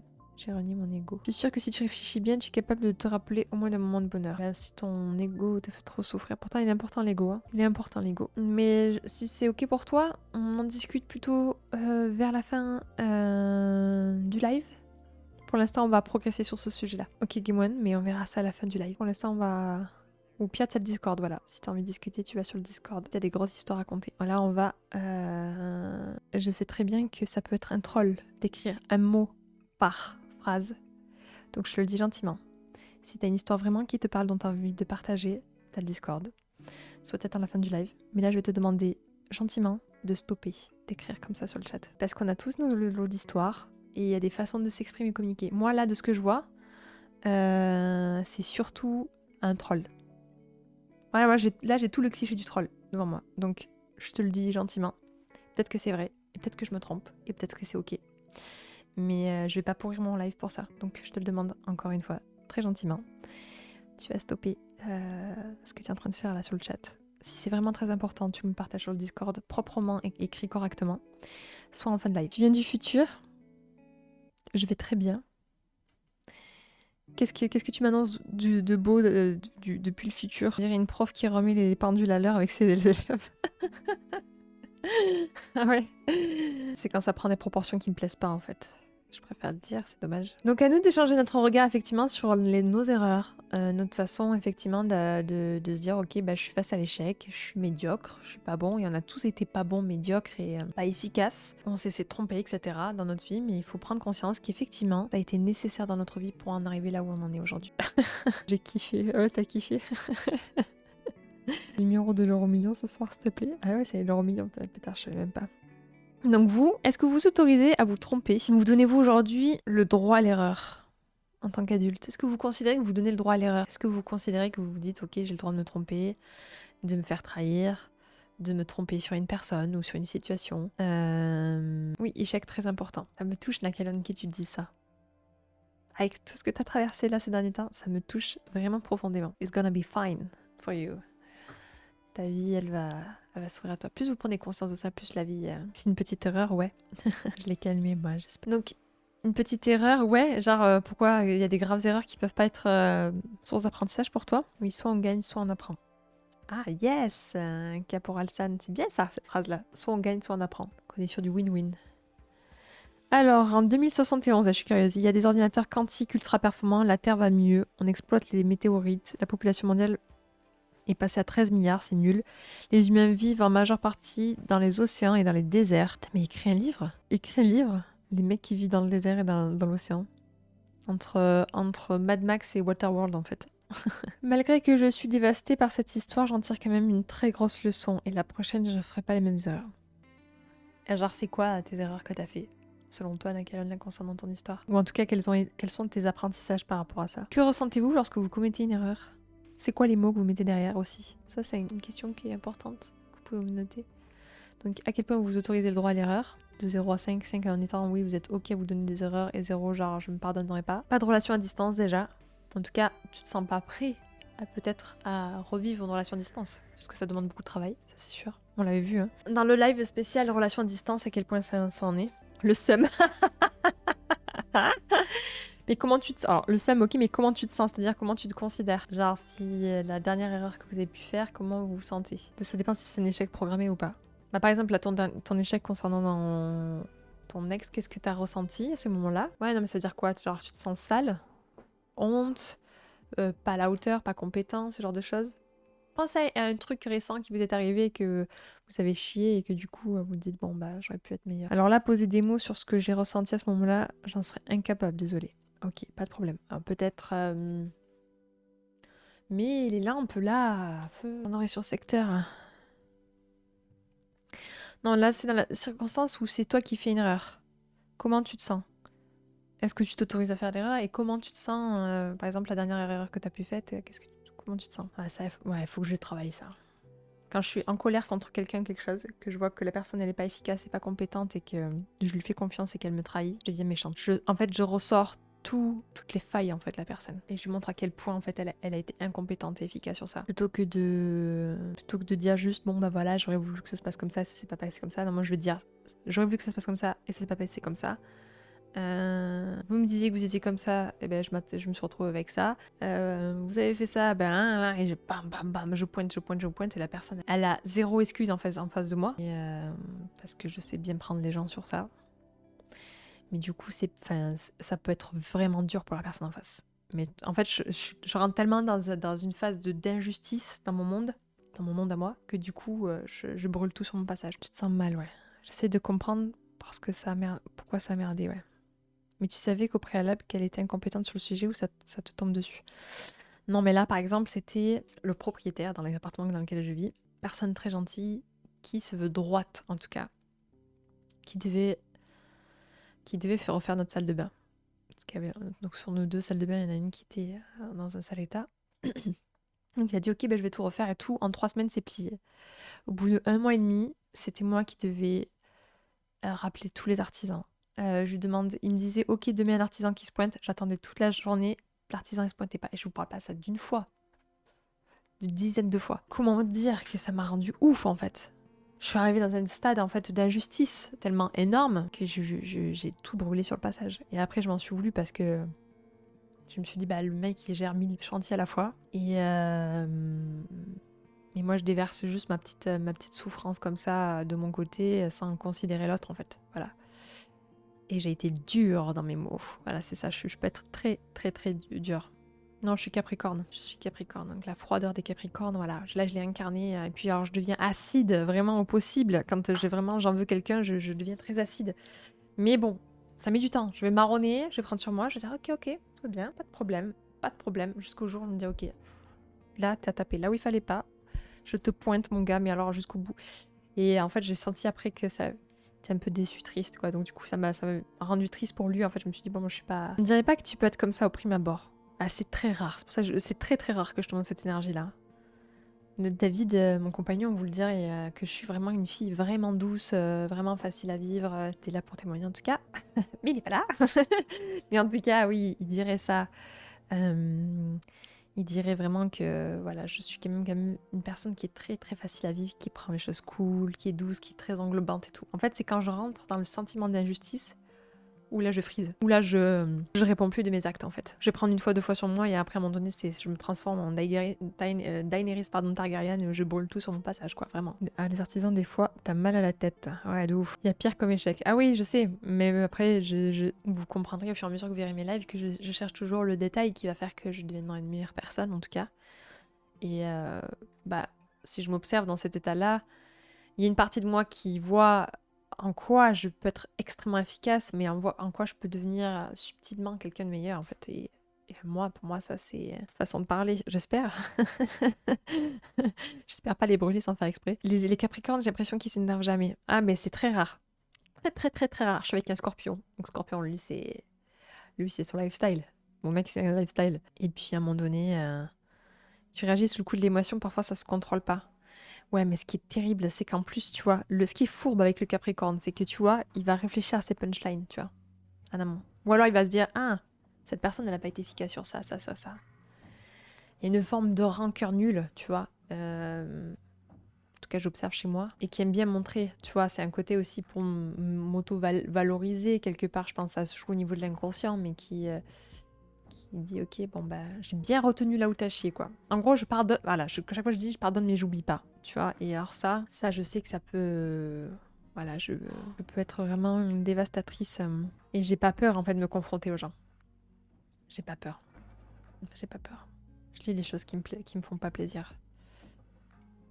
Ça, David parfois c'est rigolo parce qu'il lui va être plus le côté voyou et aboyer sur certains trucs. Moi, il sait que je vais être calme, douce, machin, etc. Mais du coup, quand d'ailleurs, lui qui a l'habitude de se mettre en colère, genre si à un moment donné, quand il se met en colère, parfois il est aigri et donc du coup, il faut que tout le monde soit aigri avec lui parce que sinon ça va pas. Et donc là, il le fait plus trop maintenant avec le temps, mais pendant un temps, il voyait que moi j'étais cool et donc du coup, ça le shiftait de voir qu'il y avait que lui qui s'énervait. Donc du coup, il essayait de me pointer sur des trucs pour me mettre en colère. Et moi, je prends sur moi me dire, ok, il est pas content, il est fâché, il a le droit de pas, voilà, ça arrive d'avoir des mots qui dépassent les uns les autres et tout. Mais si quand il franchit la barrière de, il est injuste avec moi, alors là, le Vésuve. Et alors du coup, lui, souvent, ce qu'il fait, c'est qu'il, d'accord, d'accord, je vais le fâcher, mais il parle plus trop, hein. Et puis il s'en va. Une fois, je me souviens, il m'avait saoulé. On est dans un ancien appartement. Et je disais rien, je disais rien. J'ai dit, tu sais quoi là? Tu me saoules, vas-y, dégage, va dehors là. Je veux plus t'entendre. Il m'a fait, bah d'accord. Il est allé dehors, il est allé couper du bois. Je le voyais en train de couper du bois pour se calmer. Puis il est revenu, j'ai fait, c'est bon, tu t'es calmé? Il m'a fait, oui. Désolé pour tout à l'heure. Je vais bah, désolé aussi. Ouais, c'est ça nos grosses disputes chez nous. Ça va pas très loin. Mais ouais, faut que ça sorte parfois. Ouais, ouais, mais faut que. J'aime mon côté diplomate si j'arriverai à le. Je veux vraiment le perfectionner, devenir vraiment une tueuse en diplomatie, quoi. Ta mère est comme ça aussi parfois. Du coup, pour le chantier, tu aurais fait quoi de différent? Faut bien que le travail se fasse. J'aurais été peut-être. Alors, j'aurais pointé point par point, mais j'aurais été moins sarcastique. Tu vois, c'est ce côté de le sarcasme qui fait mal, tu vois. Qui pointe la personne pour montrer à quel point elle est défaillante. J'aurais joué la carte de la candide un peu bête, genre ah mais c'est bizarre parce que ça fait 4 fois cette semaine que vous m'avez dit que tel artisan venait pas, mais qu'il viendrait, mais il est toujours pas venu. Et j'aurais peut-être la carte de l'imbécile heureuse, mais qui du coup lui va se mettre dans une posture du ok bon il faut que je fasse bouger les choses parce qu'elle est chiante, mais pas parce que je veux faire mal. Vous voyez, là, il y avait vraiment, là dans l'intention, j'avais vraiment volonté de lui faire mal en fait. Voilà. Donc si j'arriverais dans un monde parfait, c'est j'arrive à dire à la personne qu'elle est incompétente sans chercher à lui faire mal. Voilà, là j'ai encore du chemin. Parce que souvent quand la personne est incompétente et que je veux lui faire remarquer, c'est qu'elle est allée, elle m'a fait mal, enfin ou en tout cas elle empiète sur mon sentiment de justice, en tout cas de ma liberté, tout ça, et du coup bah, je cherche à faire mal. Et oui, c'est compliqué. C'est la recherche de subtilité. Hein. J'aime pas du tout ce trait de caractère-là perso. Moi non plus, j'aime pas du tout. C'est pour ça que je cherche à l'améliorer. Mais ça reste quand même ultra exceptionnel.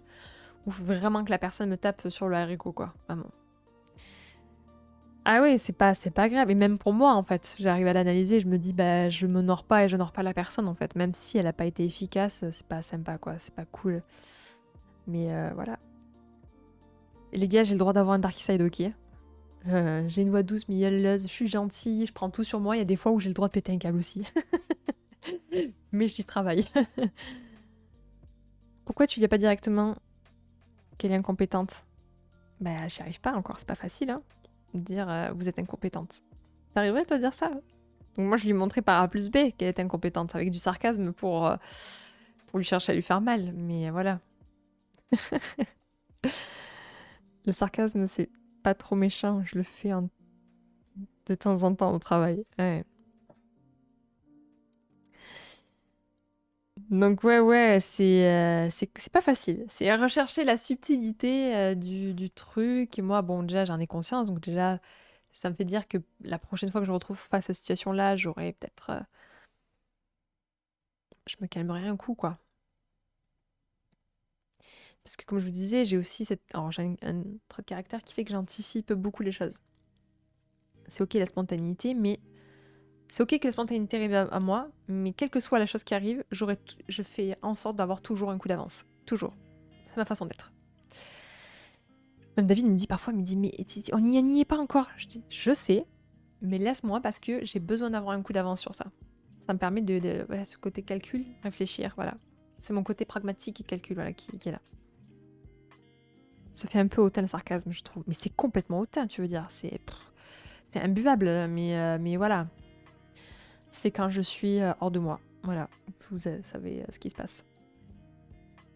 Non, mais tu peux dire ce qui n'est pas fait, qui n'a pas été fait comme tu le souhaites sans remettre la personne en cause. Et oui, je sais, mais c'est ce que je veux faire. Comme pour le ça, je suis à 10 000%. Mais sur le coup de chaud, ben voilà, c'est pas ce que j'ai utilisé. Mais c'est ce que j'aimerais. Donc c'est pour ça que je vous dis que peut-être que pour toi c'est plus facile, c'est facile pour toi ça. Et peut-être sur des choses qui pour moi sont extrêmement faciles, ça l'est plus compliqué pour toi. Et c'est pas facile hein, de s'améliorer, mais en tout cas, je tends à vouloir m'ajuster à ça. Voilà. Parce que j'aime pas faire du mal. Et c'est très rare, mais ça m'arrive. Et on fait tous du mal. Je sais que de toute façon, du principe qu'on vit, on va faire du mal à quelqu'un sans le vouloir parfois, etc. Mais qui disent le chantier par exemple, il faut trouver une solution pour que ça se fasse. Ouais, non, c'est clair. C'était long. Hein. Et puis je vous garantis, quand vous avez une petite de 3 ans à la maison, que vous attendez pour pouvoir sortir parce qu'elle démonte la maison, parce qu'elle a besoin de ses jouets, mais que vous attendez l'artisan qui ne vient pas, ça sur 3 jours, je vous garantis que vous montez au plafond, quoi. Le bonheur est fait de malheur des autres, ouais, c'est horrible de dire comme ça, mais oui, en tout cas, ça rend compte, on fait du malheur aux autres par moment. Donc voilà, on a tous nos forces, nos faiblesses. Ma faiblesse, c'est quand je suis dans une... Bah, en fait, c'est ça, hein, le problème des justiciers. Hein. Vous savez, je vous ai jamais parlé de 5 blessures de vie, je vous ferai un live sur les 5 blessures de vie de Lise Bourbeau. Mais en gros, voilà, moi, donc je suis la justicière. Et donc du coup je vis tout par l'injustice et donc du coup le paradoxe de ça c'est que la justicière elle est injuste. Elle veut la justice mais elle peut être injuste avec les gens. Bon, ça s'est vachement allégé avec le temps. Avant j'étais très noire ou tout blanc, ça s'est vachement dilué avec le temps. Je suis vraiment douce, vraiment. Pour le coup, je pense être quelqu'un d'être très agréable à vivre. Froide par moments ou distante quand j'ai besoin de mes moments de distance, mais je reste quand même quelqu'un de très englobant, très douce, très à l'écoute et tout, voilà.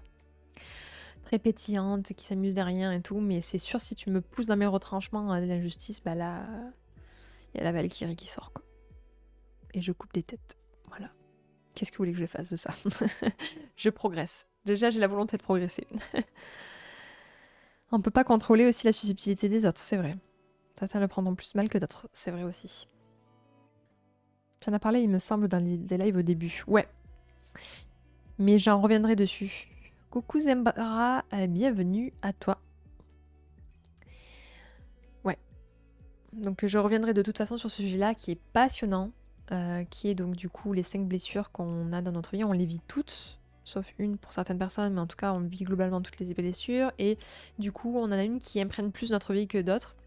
Et donc du coup ça englobe des parades ou des comportements ou des façons de faire selon certaines situations et c'est hyper intéressant parce que du coup ça vous apprend à analyser de ouf les gens et en plus selon les travaux de cette personne elle considère que selon la blessure que vous avez vous allez développer une physiologie qui en découle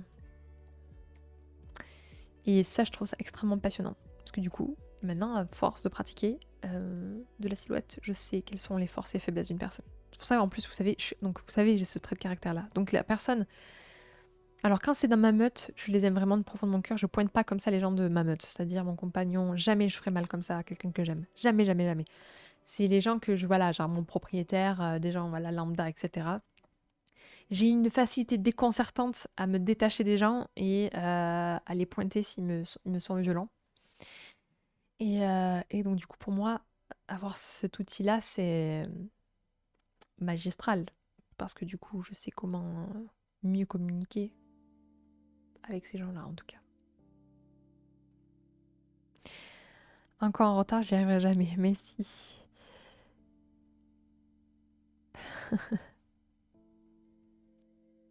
T'aimerais avoir cette facilité de décrypter les gens? Bah, ça se forme. Hein. Moi j'ai pas appris ça, enfin...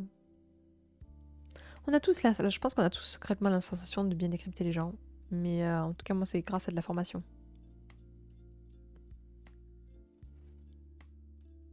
Me détacher sur commande, pas vraiment. Ah ouais. Moi, en fait, il faut que je sois déçue une fois. Comme je vous sors toujours ce credo-là du je pardonne mais j'oublie pas. Bon, ça, c'est un truc... Ça peut être dur aussi quand je repense à ça aussi, mais ça, par contre, j'arrive pas à lui dire. David, lui, a tendance à être plus joli cœur que moi. Genre, vite, vraiment pardonner, à donner une deuxième, troisième chance. Moi, c'est...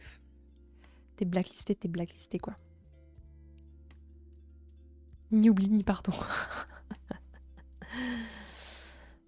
Non, mais je pardonne parce que pour ma conscience, mon psyché, parce que sinon j'avancerai pas. Donc c'est important de pardonner, mais j'oublie pas. Quelqu'un qui m'a fait une crasse, quand je la regarde, c'est palpable. C'est palpable qu'il y a un filtre qui dit tu me l'as fait pas, moi. Ça, je crois que c'est grâce à mon père, ça. Donc pour revenir au sujet, donc je revois mes exigences à la baisse et je dis stop à la pression. Tordons le cou à nos exigences disproportionnées. Donc ouais, pour tous les perfectionnistes, on redescend sur Terre.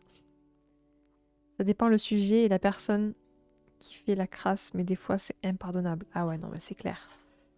C'est clair. Non, mais même parfois, même une petite crasse, une petite attitude, un petit comportement. Non, je me venge pas. Moi, je suis pas une vengeresse. Par contre, je donne plus ma confiance. Ou alors, avant de l'atteindre, il va falloir beaucoup, beaucoup de temps. Et que la personne, vraiment, elle montre pas de blanche pendant un moment, ouais. Donc non, je donne plus ma confiance. Je fonctionne comme une louve. C'est vraiment, genre... Une fois que je te donne ma confiance, vraiment, je te la donne vraiment de tout mon cœur. Je suis présente, je suis à l'écoute, etc. Je pense être vraiment une bonne amie. Mais par contre, si je vois à un moment donné que tu as un comportement qui en tout cas, ne rentre pas dans mon système de valeurs ou que je trouve pas honorable, en tout cas, j'ai le sentiment de loyauté qui est important pour moi. Bah, du coup, je pardonne, mais j'oublie pas. Donc la prochaine fois quand la personne aura besoin de quelque chose, je la regarderai droit dans les yeux, je lui dirai non. Et je ne serai pas présente. Voilà. Par mon absence. Non, je me venge pas. Pas le temps. Donc c'est pour ça que je vous dis, je me détache très vite. Quand tu te venges, c'est que je pense que t'es encore accroché à personne. Moi, j'en suis même pas là, quoi. Moi, je suis vraiment... Je m'en bats les steaks, les gars. Je suis rancunier, je me détache pas, donc ça devient assez pourri. Ouais, je comprends. Pas facile. Non, moi, c'est pas vraiment de la rancune, voilà. C'est juste, je me méfie, quoi. Tu m'as trahi une fois, je vais pas te laisser me retrahir une deuxième fois, quoi. Ah, il faut que tu te venges. Oh, pétard. Quand les gens font preuve de bonne volonté, j'ai du mal. Ouais, je comprends. Et après, vous critiquez mon côté Valkyrie. Moi, je dis juste que je me laisse pas faire, en fait. Je me laisse pas faire et je... Bon, je fais un peu mal en me laissant pas faire, mais je me venge pas. En vrai, c'est dommage, je trouve. Eh ouais, mais en vrai, on choisit pas comme on est. Toi, c'est quoi ton dark side, Caporal San? Est-ce que tu nous dis plein de petites gentilleries comme ça? C'est quoi, là, ton dark side à toi? J'ai des vengeurs rancuniers. Ouais, moi, il y a la Valkyrie qui coupe des têtes quand on lui fait mal. Moi, je dis rien, j'aime les Valkyries. Je me venge pas. Mais si la personne essaye de revenir vers moi, je lui dis que non, c'est mort. Ouais, c'est clair. Ou alors, il va falloir vraiment du temps. Ce qui s'est passé pour un membre de ma famille récemment, il m'a fallu 2 ans pour lui refaire confiance. Et voilà.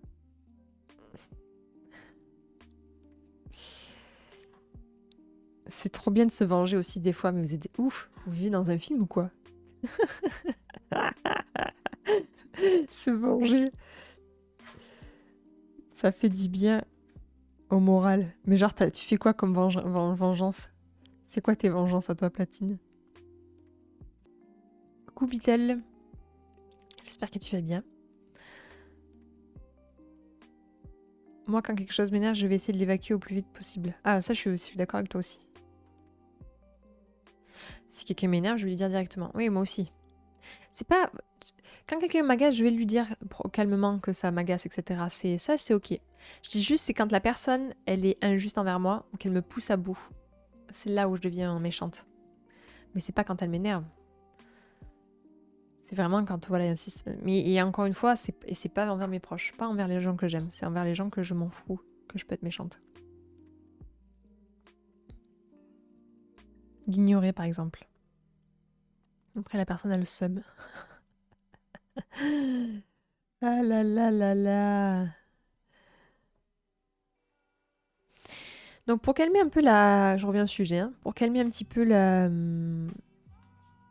pression que les exigences qu'on peut se donner sur la volonté de perfectionnisme, la perfection, bref, vous m'avez compris. La première étape déjà c'est premièrement d'avoir conscience, ça vous le savez. Attends, la seule fois où je me suis vengée d'un truc, c'était une ex qui était donc ma copine. Elle m'a trompée, j'ai eu l'occasion de rendre l'appareil. Et je m'en suis pas privée. Puis on a rompu. C'est vraiment atroce. Merci Aurélien, je vais boire un coup en ton honneur. Le thème est intéressant. Introspection, écoute, bienvenue à toi. Et j'espère que tu trouveras un sujet enfin en tout cas des choses qui t'aideront dans ta vie. Et la seconde étape déjà, donc effectivement, donc première étape, prendre conscience qu'effectivement vous avez trop d'exigences. Et deuxième étape, c'est prendre conscience que cette pression que vous vous infligez avec le perfectionnisme, ça découle très certainement voilà, de ce qu'on disait un peu avant, d'attentes, d'objectifs qui sont complètement irréalistes par rapport à la vie que vous menez aujourd'hui, la personne que vous êtes aujourd'hui.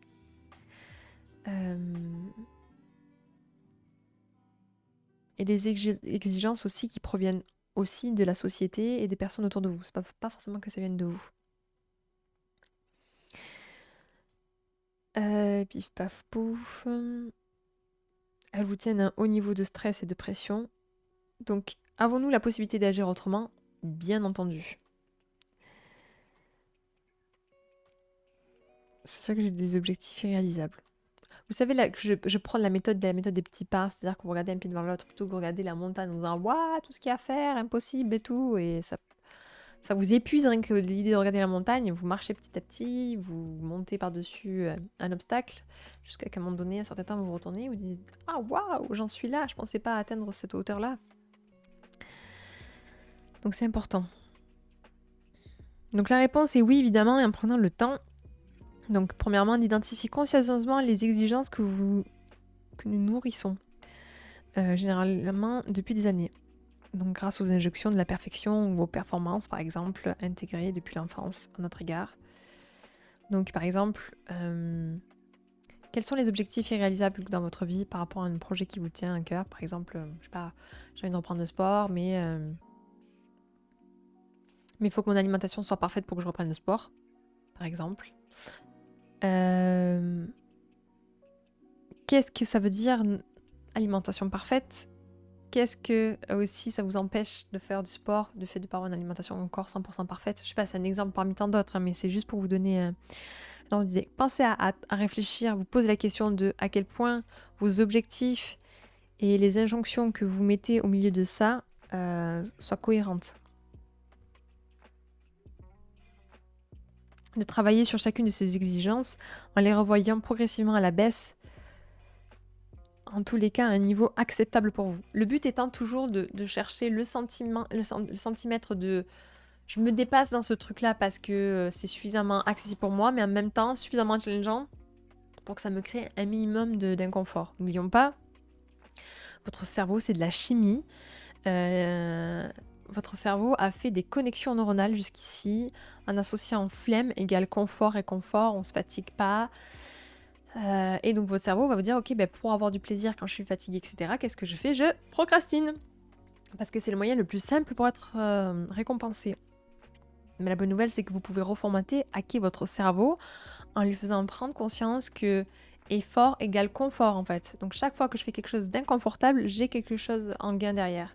Et plus vous allez faire ça, plus à chaque fois que vous vous retrouverez face à une situation d'inconfort, que vous vous dépasserez, votre cerveau va prendre plaisir à le faire et va voir le gain qu'il y a derrière. Et vous allez dans une autre attitude.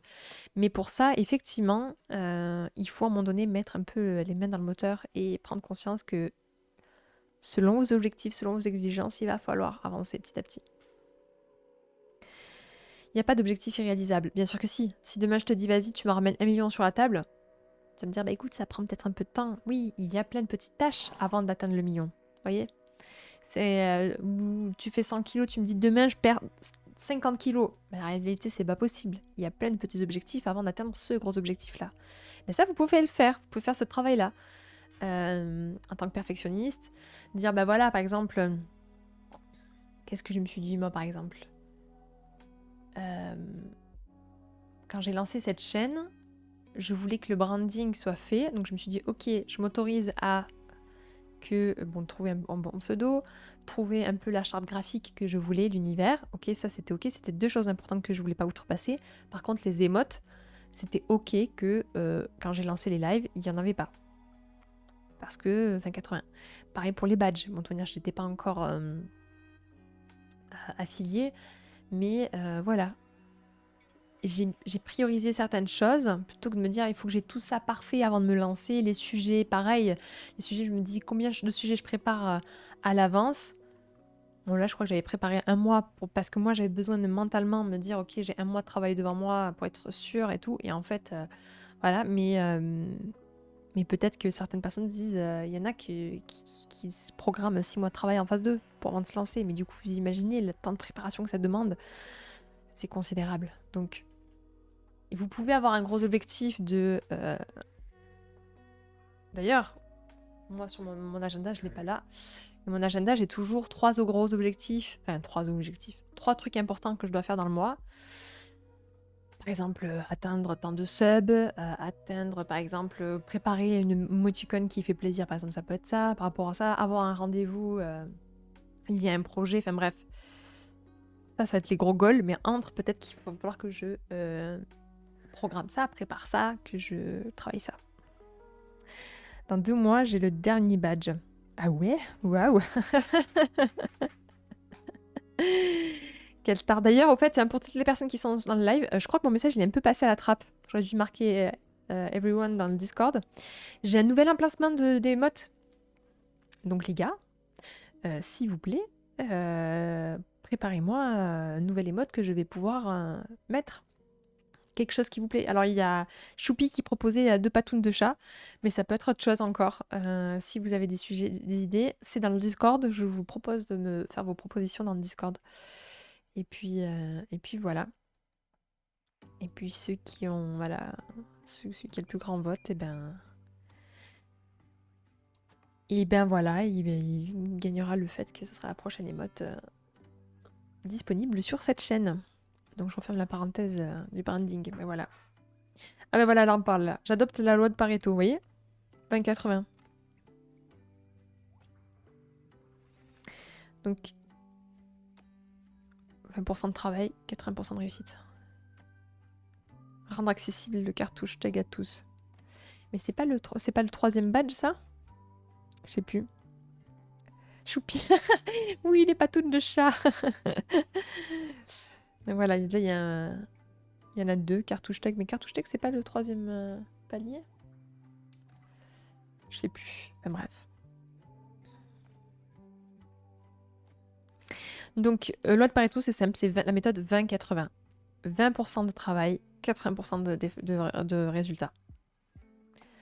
Pour ceux qui, dans leur vie, dépensent 80% de leur temps dans leur travail et gagnent que 20% de revenus, enfin de rendu, en tout cas sur l'effort de récompense, c'est trop. Faut que vous réfléchissiez autrement à votre boulot. Ça peut être au niveau des relations. Si vous mettez 80% de votre énergie dans une relation et que vous recevez que 20%, questionnez-vous. Si dans vos actions, vous mettez 80% d'efforts et vous n'avez que 20% de résultats, ça va pas. Il faut que ce soit autrement. Il faut que ce soit 20% d'efforts et que vous soyez dans la profusion.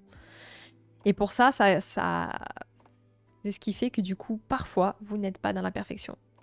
Par exemple, je me souviens, j'avais fait une story, il y avait une faute, et David me fait « Ah, il y a une faute et tout, t'as partagé ça ?» Et j'ai dit « Écoute, il me dit « Refais-la ». Je dis « Quoi ?» La flemme. 20-80. Vous avez, il y a la personne, elles ont le message, il y a une faute, pas grave. C'est efficace, en plus les gens me répondaient et tout, personne calé pour la faute. Il y a une personne, je crois, qui m'a dit qu'il y avait une faute. Voilà. Donc, 20% d'effort pour 80% de résultats. C'est important que vous mettiez ça dans toutes les choses de votre vie. Je parle pas qu'au niveau du travail, mais ça peut être au niveau des relations, au niveau du sport. D'ailleurs, c'est intéressant parce que le sport que je pratique en ce moment, il répond vraiment à ça. C'est que c'est 30 minutes par jour, sauf le week-end. 30 minutes où je m'arrache la gueule, mais j'ai des super résultats. J'ai ma silhouette qui fait que s'affiner. Donc, je suis hyper content de ça. Plutôt que... Et d'ailleurs, enfin, en tout cas, eux prennent ça, les fit boy et fit girl là, que je suis, ils me prennent sur le fait qu'ils disent bah, c'est une hérésie de faire 3 heures de course à pied parce qu'en fait, ton métabolisme, c'est pas là où tu tapes le mieux et c'est pas là où c'est le plus efficace pour perdre du poids uniformément sur le corps et tout. Donc, 20-80. Et là, voilà, 20-80.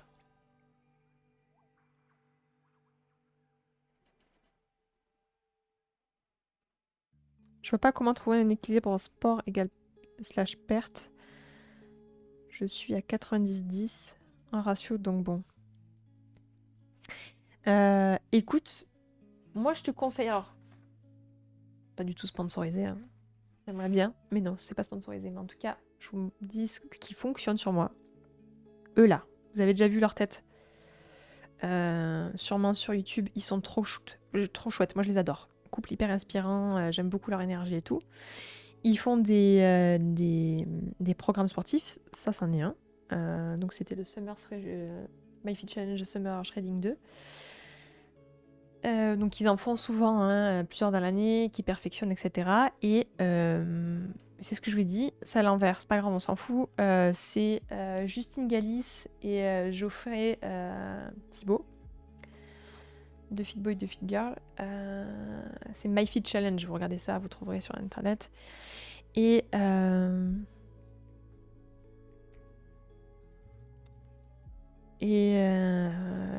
vraiment, je suis bluffée par les résultats que j'ai vus avec eux.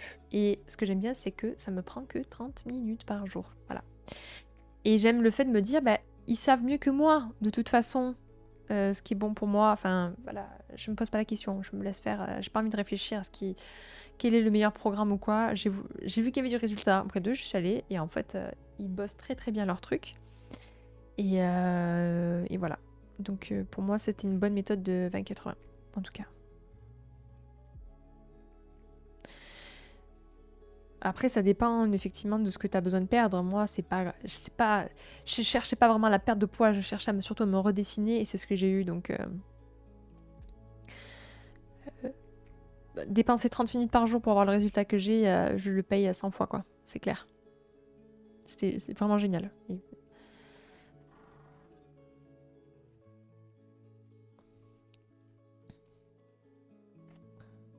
Je sais même pas suivre leur truc tellement je supporte même pas mon propre poids. Bah, au début, c'est dur, hein, et ils le disent, hein, c'est ok que ce soit pas facile. Hein. Mais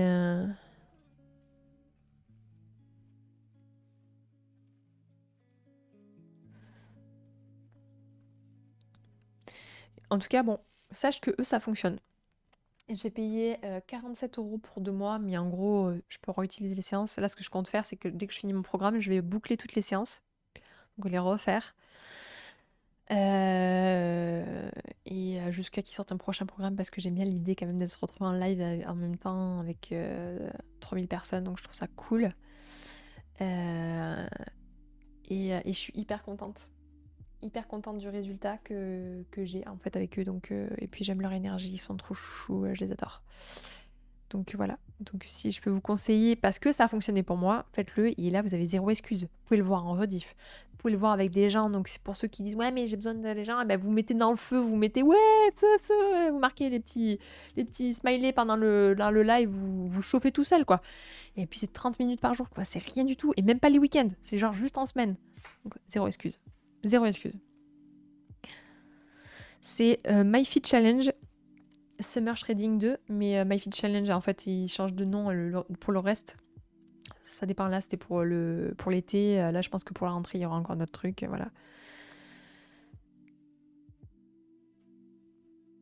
Et un programme donc sportif, alimentaire avec, et des conseils, des recettes, des conseils nutritifs, des conseils aussi de motivation. Ouais, c'est franchement pour 47 €, c'est vraiment accessible, je trouve. En plus, c'est un programme que tu fais à la maison. Pour ceux qui n'ont pas de matériel, ça nécessite, pour ceux qui n'ont pas de matériel, 2 bouteilles d'eau et une chaise. Donc moi, j'ai des poids, donc j'utilise les poids et une chaise. Et j'ai un tapis. Voilà. Et ça vous suffit amplement.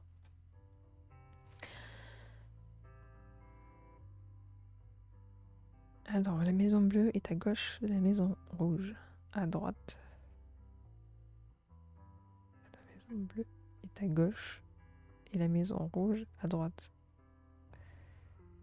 Où est située la maison blanche? Je dirais au milieu. Euh...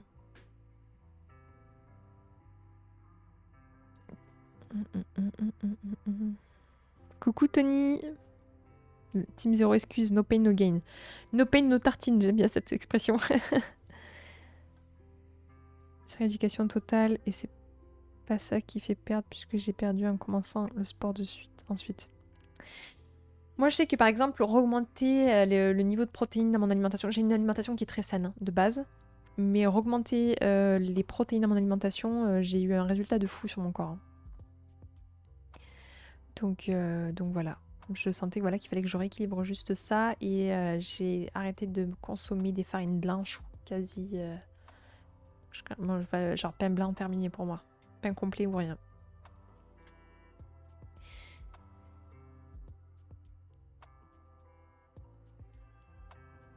Ouais. Traitement donc tu dois éviter d'en prendre. T'as un cadre d'école en nutrition. Tu sais, moi aussi je suis un peu particulière. Il faut que... J'ai une maladie qui fait qu'il faut que je mange plus de fer. Bon, je suis végétarienne. Et en plus... Donc cette pathologie fait que je dois retirer beaucoup de choses de mon alimentation. Et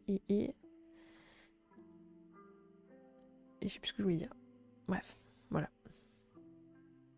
A priori, le moment où ton corps commence à brûler des graisses, quand tu fais du sport, c'est genre au-delà de 30 minutes d'effort. Ben, eux, c'est 30 minutes, mais où tu t'arraches. Avec vraiment très peu de pause. Donc en fait, c'est...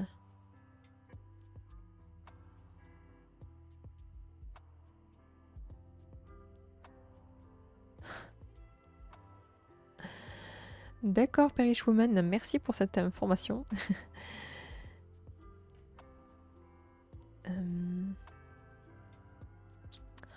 Ouais, on m'a dit que, donc c'est pour ça que je me dis, moi je me suis fait référer à eux, ils sont coachs sportifs depuis des années, ils ont des résultats de malades. Ils montrent souvent des photos du avant-après avec leur programme là. Ils ont même un programme où c'est 20 minutes par jour.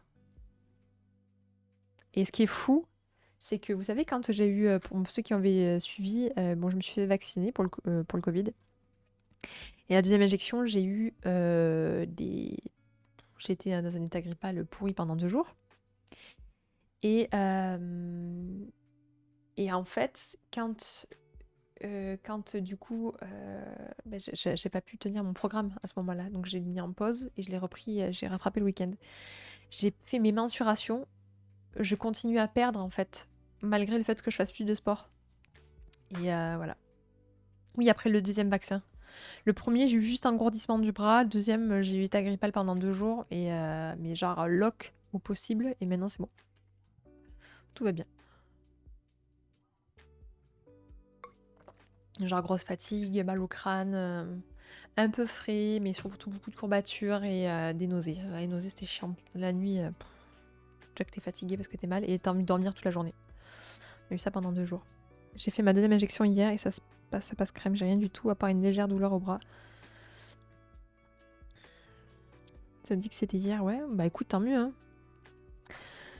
Bah moi j'ai eu tout, ouais. J'ai eu des gens qui m'ont dit que genre un soir, ils ont eu un petit coup de fièvre et puis basta, terminé. Il y en a qui m'ont dit qu'ils ont ramassé. Moi j'ai ramassé. Bon, ça prouve que mon système immunitaire est efficace en tout cas, mais voilà, c'est pas grave. Après, je sais pas quel vaccin vous avez fait. Moi, c'est le Pfizer. En tout cas, si je vous recommande de vous faire vacciner, choisissez le Pfizer ou le Moderna. J'ai pas fait la vaccination. Bah écoute, libre à vous. Vous savez mon point de vue concernant la vaccination, puisque je suis vaccinée. mais, mais si à un moment donné vous avez plus le choix, enfin, n'attendez plus trop, même si c'est un peu ce qui est en train de se passer, mais euh, tant que vous pouvez choisir et tant qu'il y a les doses, choisissez le Pfizer quoi, ou Moderna, voilà. Ne vous foutez pas du Johnson Johnson ou le AstraZeneca, cette horreur là. Bref. Alors, pour la conso, j'ai longtemps pensé aussi qu'il fallait faire sur la durée jusqu'à que je voie un coach. Enfin, bref, voilà. Bon, moi, je vous le dis, ce qui fonctionne avec eux, j'aime bien, je trouve que ça fait sens. Alors, c'est vrai que c'est 30 minutes hyper intense, hein, où vraiment vous ramassez. Mais plutôt efficace, quoi. Alors, donc l'autrice dit que donc accepter de lâcher prise aussi à la maison, pardon. Et elle leur recommande un état d'esprit, un petit exercice pour vous obliger à faire. C'est donc le CQFAR, donc celui qui est fait a raison. Donc si quelqu'un vous reproche d'avoir fait, non, c'est celui qui a fait qui a raison. Il faut pas qu'on vous reproche d'avoir essayé. Il faut pas, même à la maison, voyez, ou même entre amis ou quoi, vous avez essayé de faire. Donc celui qui a essayé de faire a raison. Je trouve ça ce principe-là intéressant. Donc voilà, relève davantage d'un état d'esprit qui consiste à accepter que les tâches soient faites par l'autre, et ce même si elles ne sont pas parfaites. Donc même par exemple dans votre environnement, si le ménage il n'est pas parfait comme vous le vouliez, mais c'est la personne qui a mis son cœur pour le faire, c'est celui qui a fait qui a raison. Voilà. Pour apprendre aussi à lâcher prise. J'ai un cheveu dans mon McFlurry. Ah non mais l'enfer, scandale. Moi je mange plus le McFlurry, la dernière fois que j'en ai mangé, j'ai été malade pendant 2 jours donc j'arrête.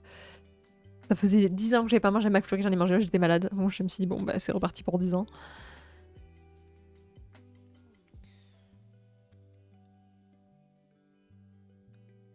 Alors. Dans la grande majorité des cas, le partage de tâches est inégal. Et ce pour de diverses raisons. Un conjoint qui s'absente longtemps, des temps de travail inégaux, le choix de rester au foyer, etc. Mais parmi ces raisons figure également le besoin de contrôle. Parfois donc de la femme qui peine à lâcher du lest et à faire confiance à son entourage, conjoint et enfant. Elle a souvent du mal à déléguer parce qu'elle part du principe qu'elle ira plus vite à le faire, qu'ils feront moins bien qu'elle et qu'elle sera obligée de repasser derrière. Résultat pour elle, une perte de temps et d'énergie. Cela se reflète parfaitement dans la sémantique qu'elle utilise et suggère d'emblée, y compris à titre inconscient, que l'entretien de la maison fait partie de ses prérogatives.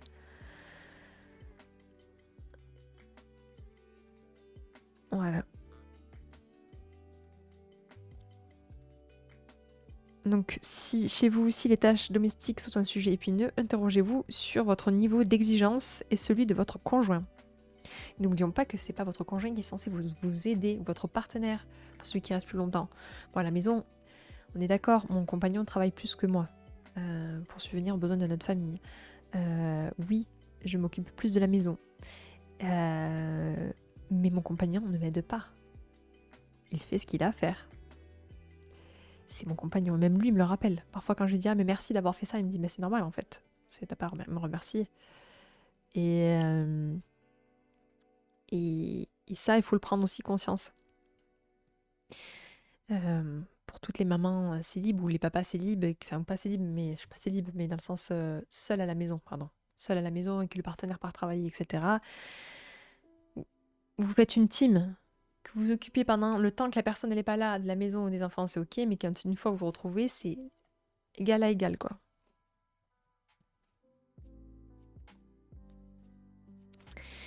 Je sais pas si ça vous parle ce sujet. Coucou Marc, bienvenue à toi.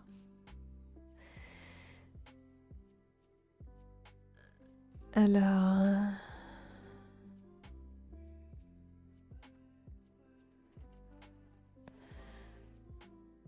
100% ma mère, mort de rire. Elle ne le laisse jamais faire. Bah, peut-être qu'elle aurait besoin justement de lâcher prise. Célibataire, ça règle le problème. Bon, là, après, c'est cet exemple-là, mais ça peut être aussi au niveau du travail. Vous voyez, vous déléguez pas, vous préférez faire tout vous-même parce que vous avez peur de repasser derrière les personnes qui sont moins compétentes, mais en fait, non. Voilà. Et merci de temps en temps lorsque le compagnon a pris l'initiative sur un truc, ça me semble plutôt légitime tout de même.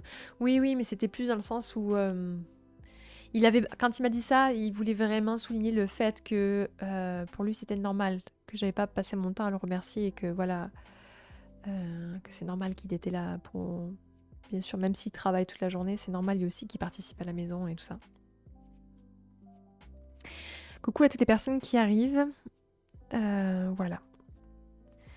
Toutes les personnes qui follow aussi, parce que je vois plein de petits cœurs depuis tout à l'heure, donc merci beaucoup.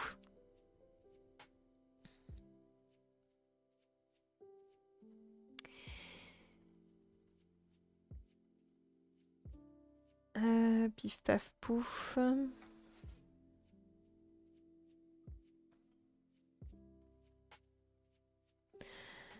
Ouais, ça je vous l'ai déjà dit. Pif paf pouf. Ah oui, définissez le seuil de ce qui est acceptable, tolérable dans le couple, ou même au niveau du travail.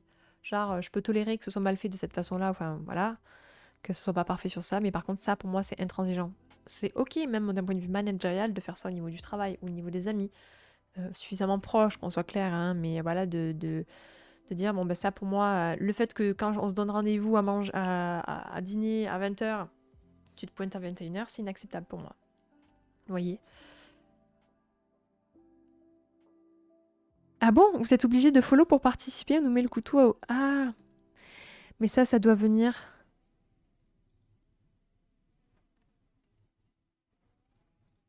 En fait, ce qu'on avait... Voilà. Parce qu'en fait, on avait eu un problème, voilà, on avait eu un problème au précédent live où on a eu un espèce de raid pourri de bot. Ouais, voilà, c'était à cause du bot qui faisait que du coup, ils nous spammaient le chat et ils avaient lancé plein de follow. Et du coup, je les ai tous retirés, mais voilà, du coup, on avait mis ce truc-là pour calmer, malheureusement, de tous ces bots de merde. Mais non, je veux pas vous mettre le couteau sur la gorge, je veux vous follow par amour. Ok, Dougas, merci beaucoup. Donc tenez-vous-en à ces critères, pas plus, pas moins, voilà. Ça peut vous permettre de vous aiguiller en tout cas de ce qu'il y a à faire ou quoi. Par exemple, moi dans mon couple, au niveau des tâches ménagères, moi je veux pas faire la vaisselle et lui il veut pas faire le linge. Donc on sait que ça m'arrive de faire la vaisselle quand il est pas là, etc. On est d'accord, quand je suis pas là il va faire le linge et tout, mais ça c'est deux trucs que nous, on fait pas.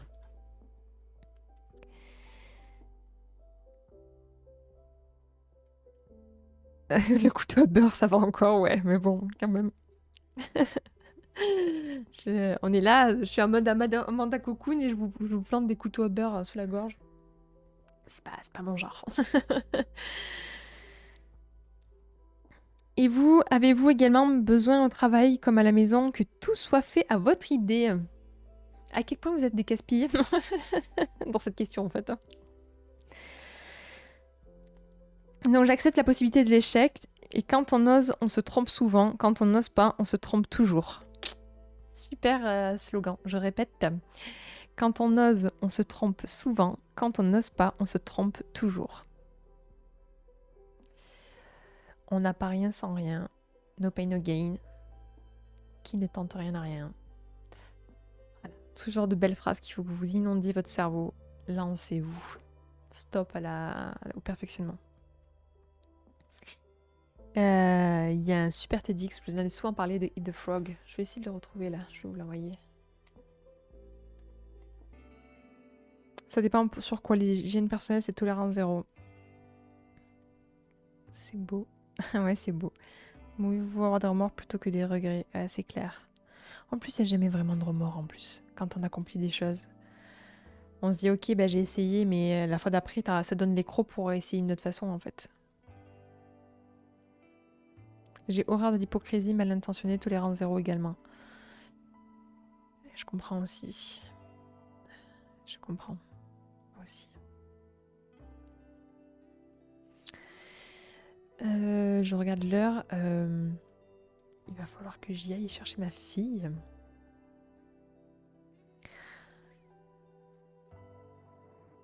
Donc posez-vous la question de est-ce que c'est grave si vous échouez? Et si vous parvenez pas exactement au résultat escompté, est-ce que c'est grave aussi? J'aime bien la phrase du c'est en visant la lune qu'on finit dans les étoiles. Je sais pas, je trouve ça chouette comme slogan aussi. Anna, j'étais bien moi là. Ben ouais, moi aussi j'étais bien. Mais je vais aller chercher ma petite fille d'amour. Mais dimanche soir, on est ensemble. Dimanche soir, on est ensemble.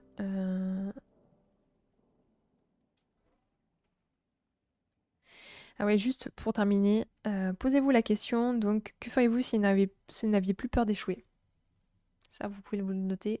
Qu'est-ce que vous feriez si vous n'avez plus peur d'échouer? Et réfléchissez aussi à qu'est-ce que la peur de l'échec vous a-t-elle empêché d'être ou de faire par le passé? Qu'est-ce que la peur de l'échec vous empêche d'être ou de faire aujourd'hui? Et que pouvez-vous imaginer ce que vous pourrez... Alors, pouvez-vous imaginer, pardon, ce que vous sentiriez capable de faire ou d'être si vous n'avez plus peur d'échouer? Donc maintenant, passe à l'action.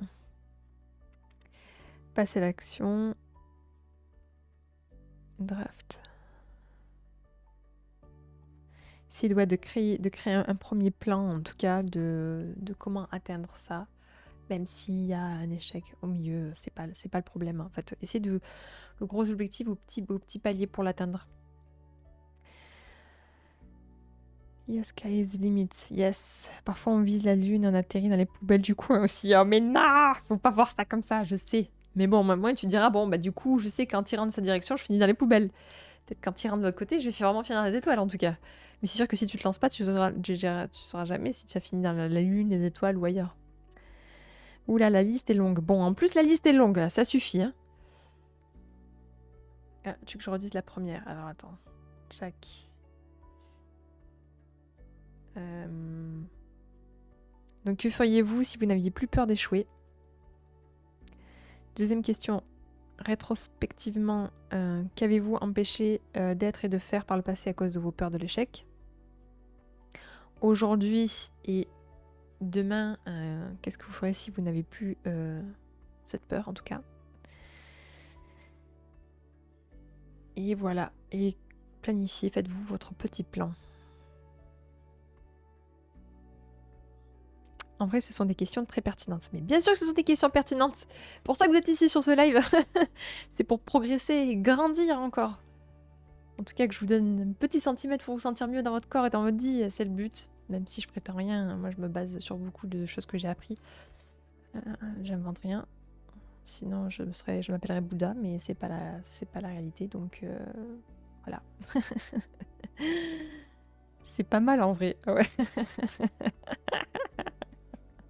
Cette phrase, elle est horrible. C'est pas mal en vrai. Alors ça veut dire que c'est bien ce que j'ai fait. Bon, j'espère que ce live vous aura plu en tout cas. On se retrouve du coup dimanche sur le thème du troisième chakra, d'un point de vue très pragmatique, santé émotionnelle. Donc c'est le chakra du plexus solaire, le rapport à la confiance en soi. Donc ça va peut-être vous parler. On parle de ça dimanche. Lundi, alors, je fais juste un petit update parce que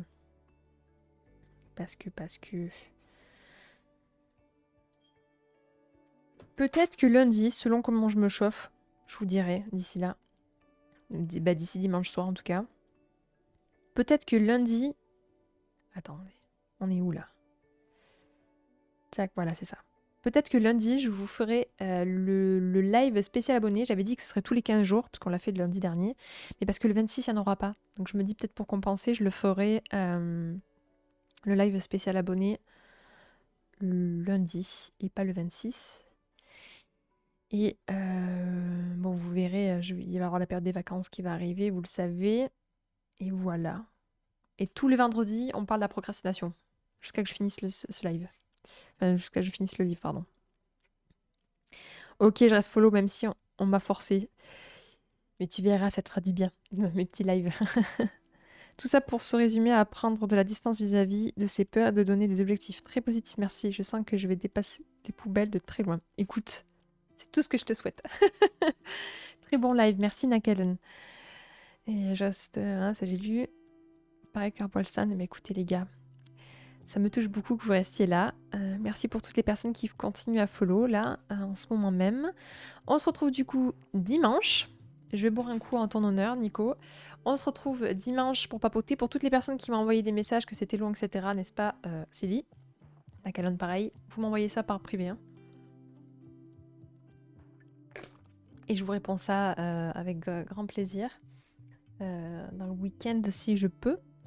A priori, bon, ce soir, c'est rendez-vous en amoureux.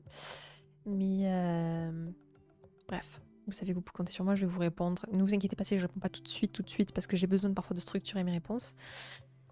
Mais bref, voilà les amis, il faut que j'y aille vraiment, parce qu'il faut que j'aille chercher ma fille. Je vous aime du fond du cœur. Merci de me soutenir pour toutes les personnes qui me soutiennent sur le sub. Suivez-moi sur Instagram pour retrouver toutes mes actualités et voir mes photos de gens que je prends en photo qui sont magnifiques. Tu auras la lecture, je te raconte un peu ma vie, désolée. Mais tu plaisantes, Ilia, arrête, avec grand plaisir. Avec grand plaisir. Merci à toi de m'offrir ta confiance, au contraire. C'est un grand plaisir. Si je peux t'aider, c'est... voilà. Avec grand plaisir. Retrouvez-moi sur YouTube pour voir tous mes anciens lives où il y a en ce moment... Alors, il y a la partie donc, sur la thématique de la confiance en soi, la thématique du couple. Donc, je pense que vous pourrez trouver des mines d'informations, en tout cas pour vous faire du bien. Donc, je vous invite à le suivre. Et pif paf pouf. Et rejoignez-nous sur le Discord que vous trouverez le lien directement dans ma bio. Ne tapez pas la commande Discord, elle marche pas. Il faut que je la mette en place. J'oublie tout le temps de le faire. Vous allez directement sur le lien du Discord dans ma bio. Et voilà, vous aurez toute la famille Cocoon. Si vous avez des histoires à partager, etc., c'est le moment.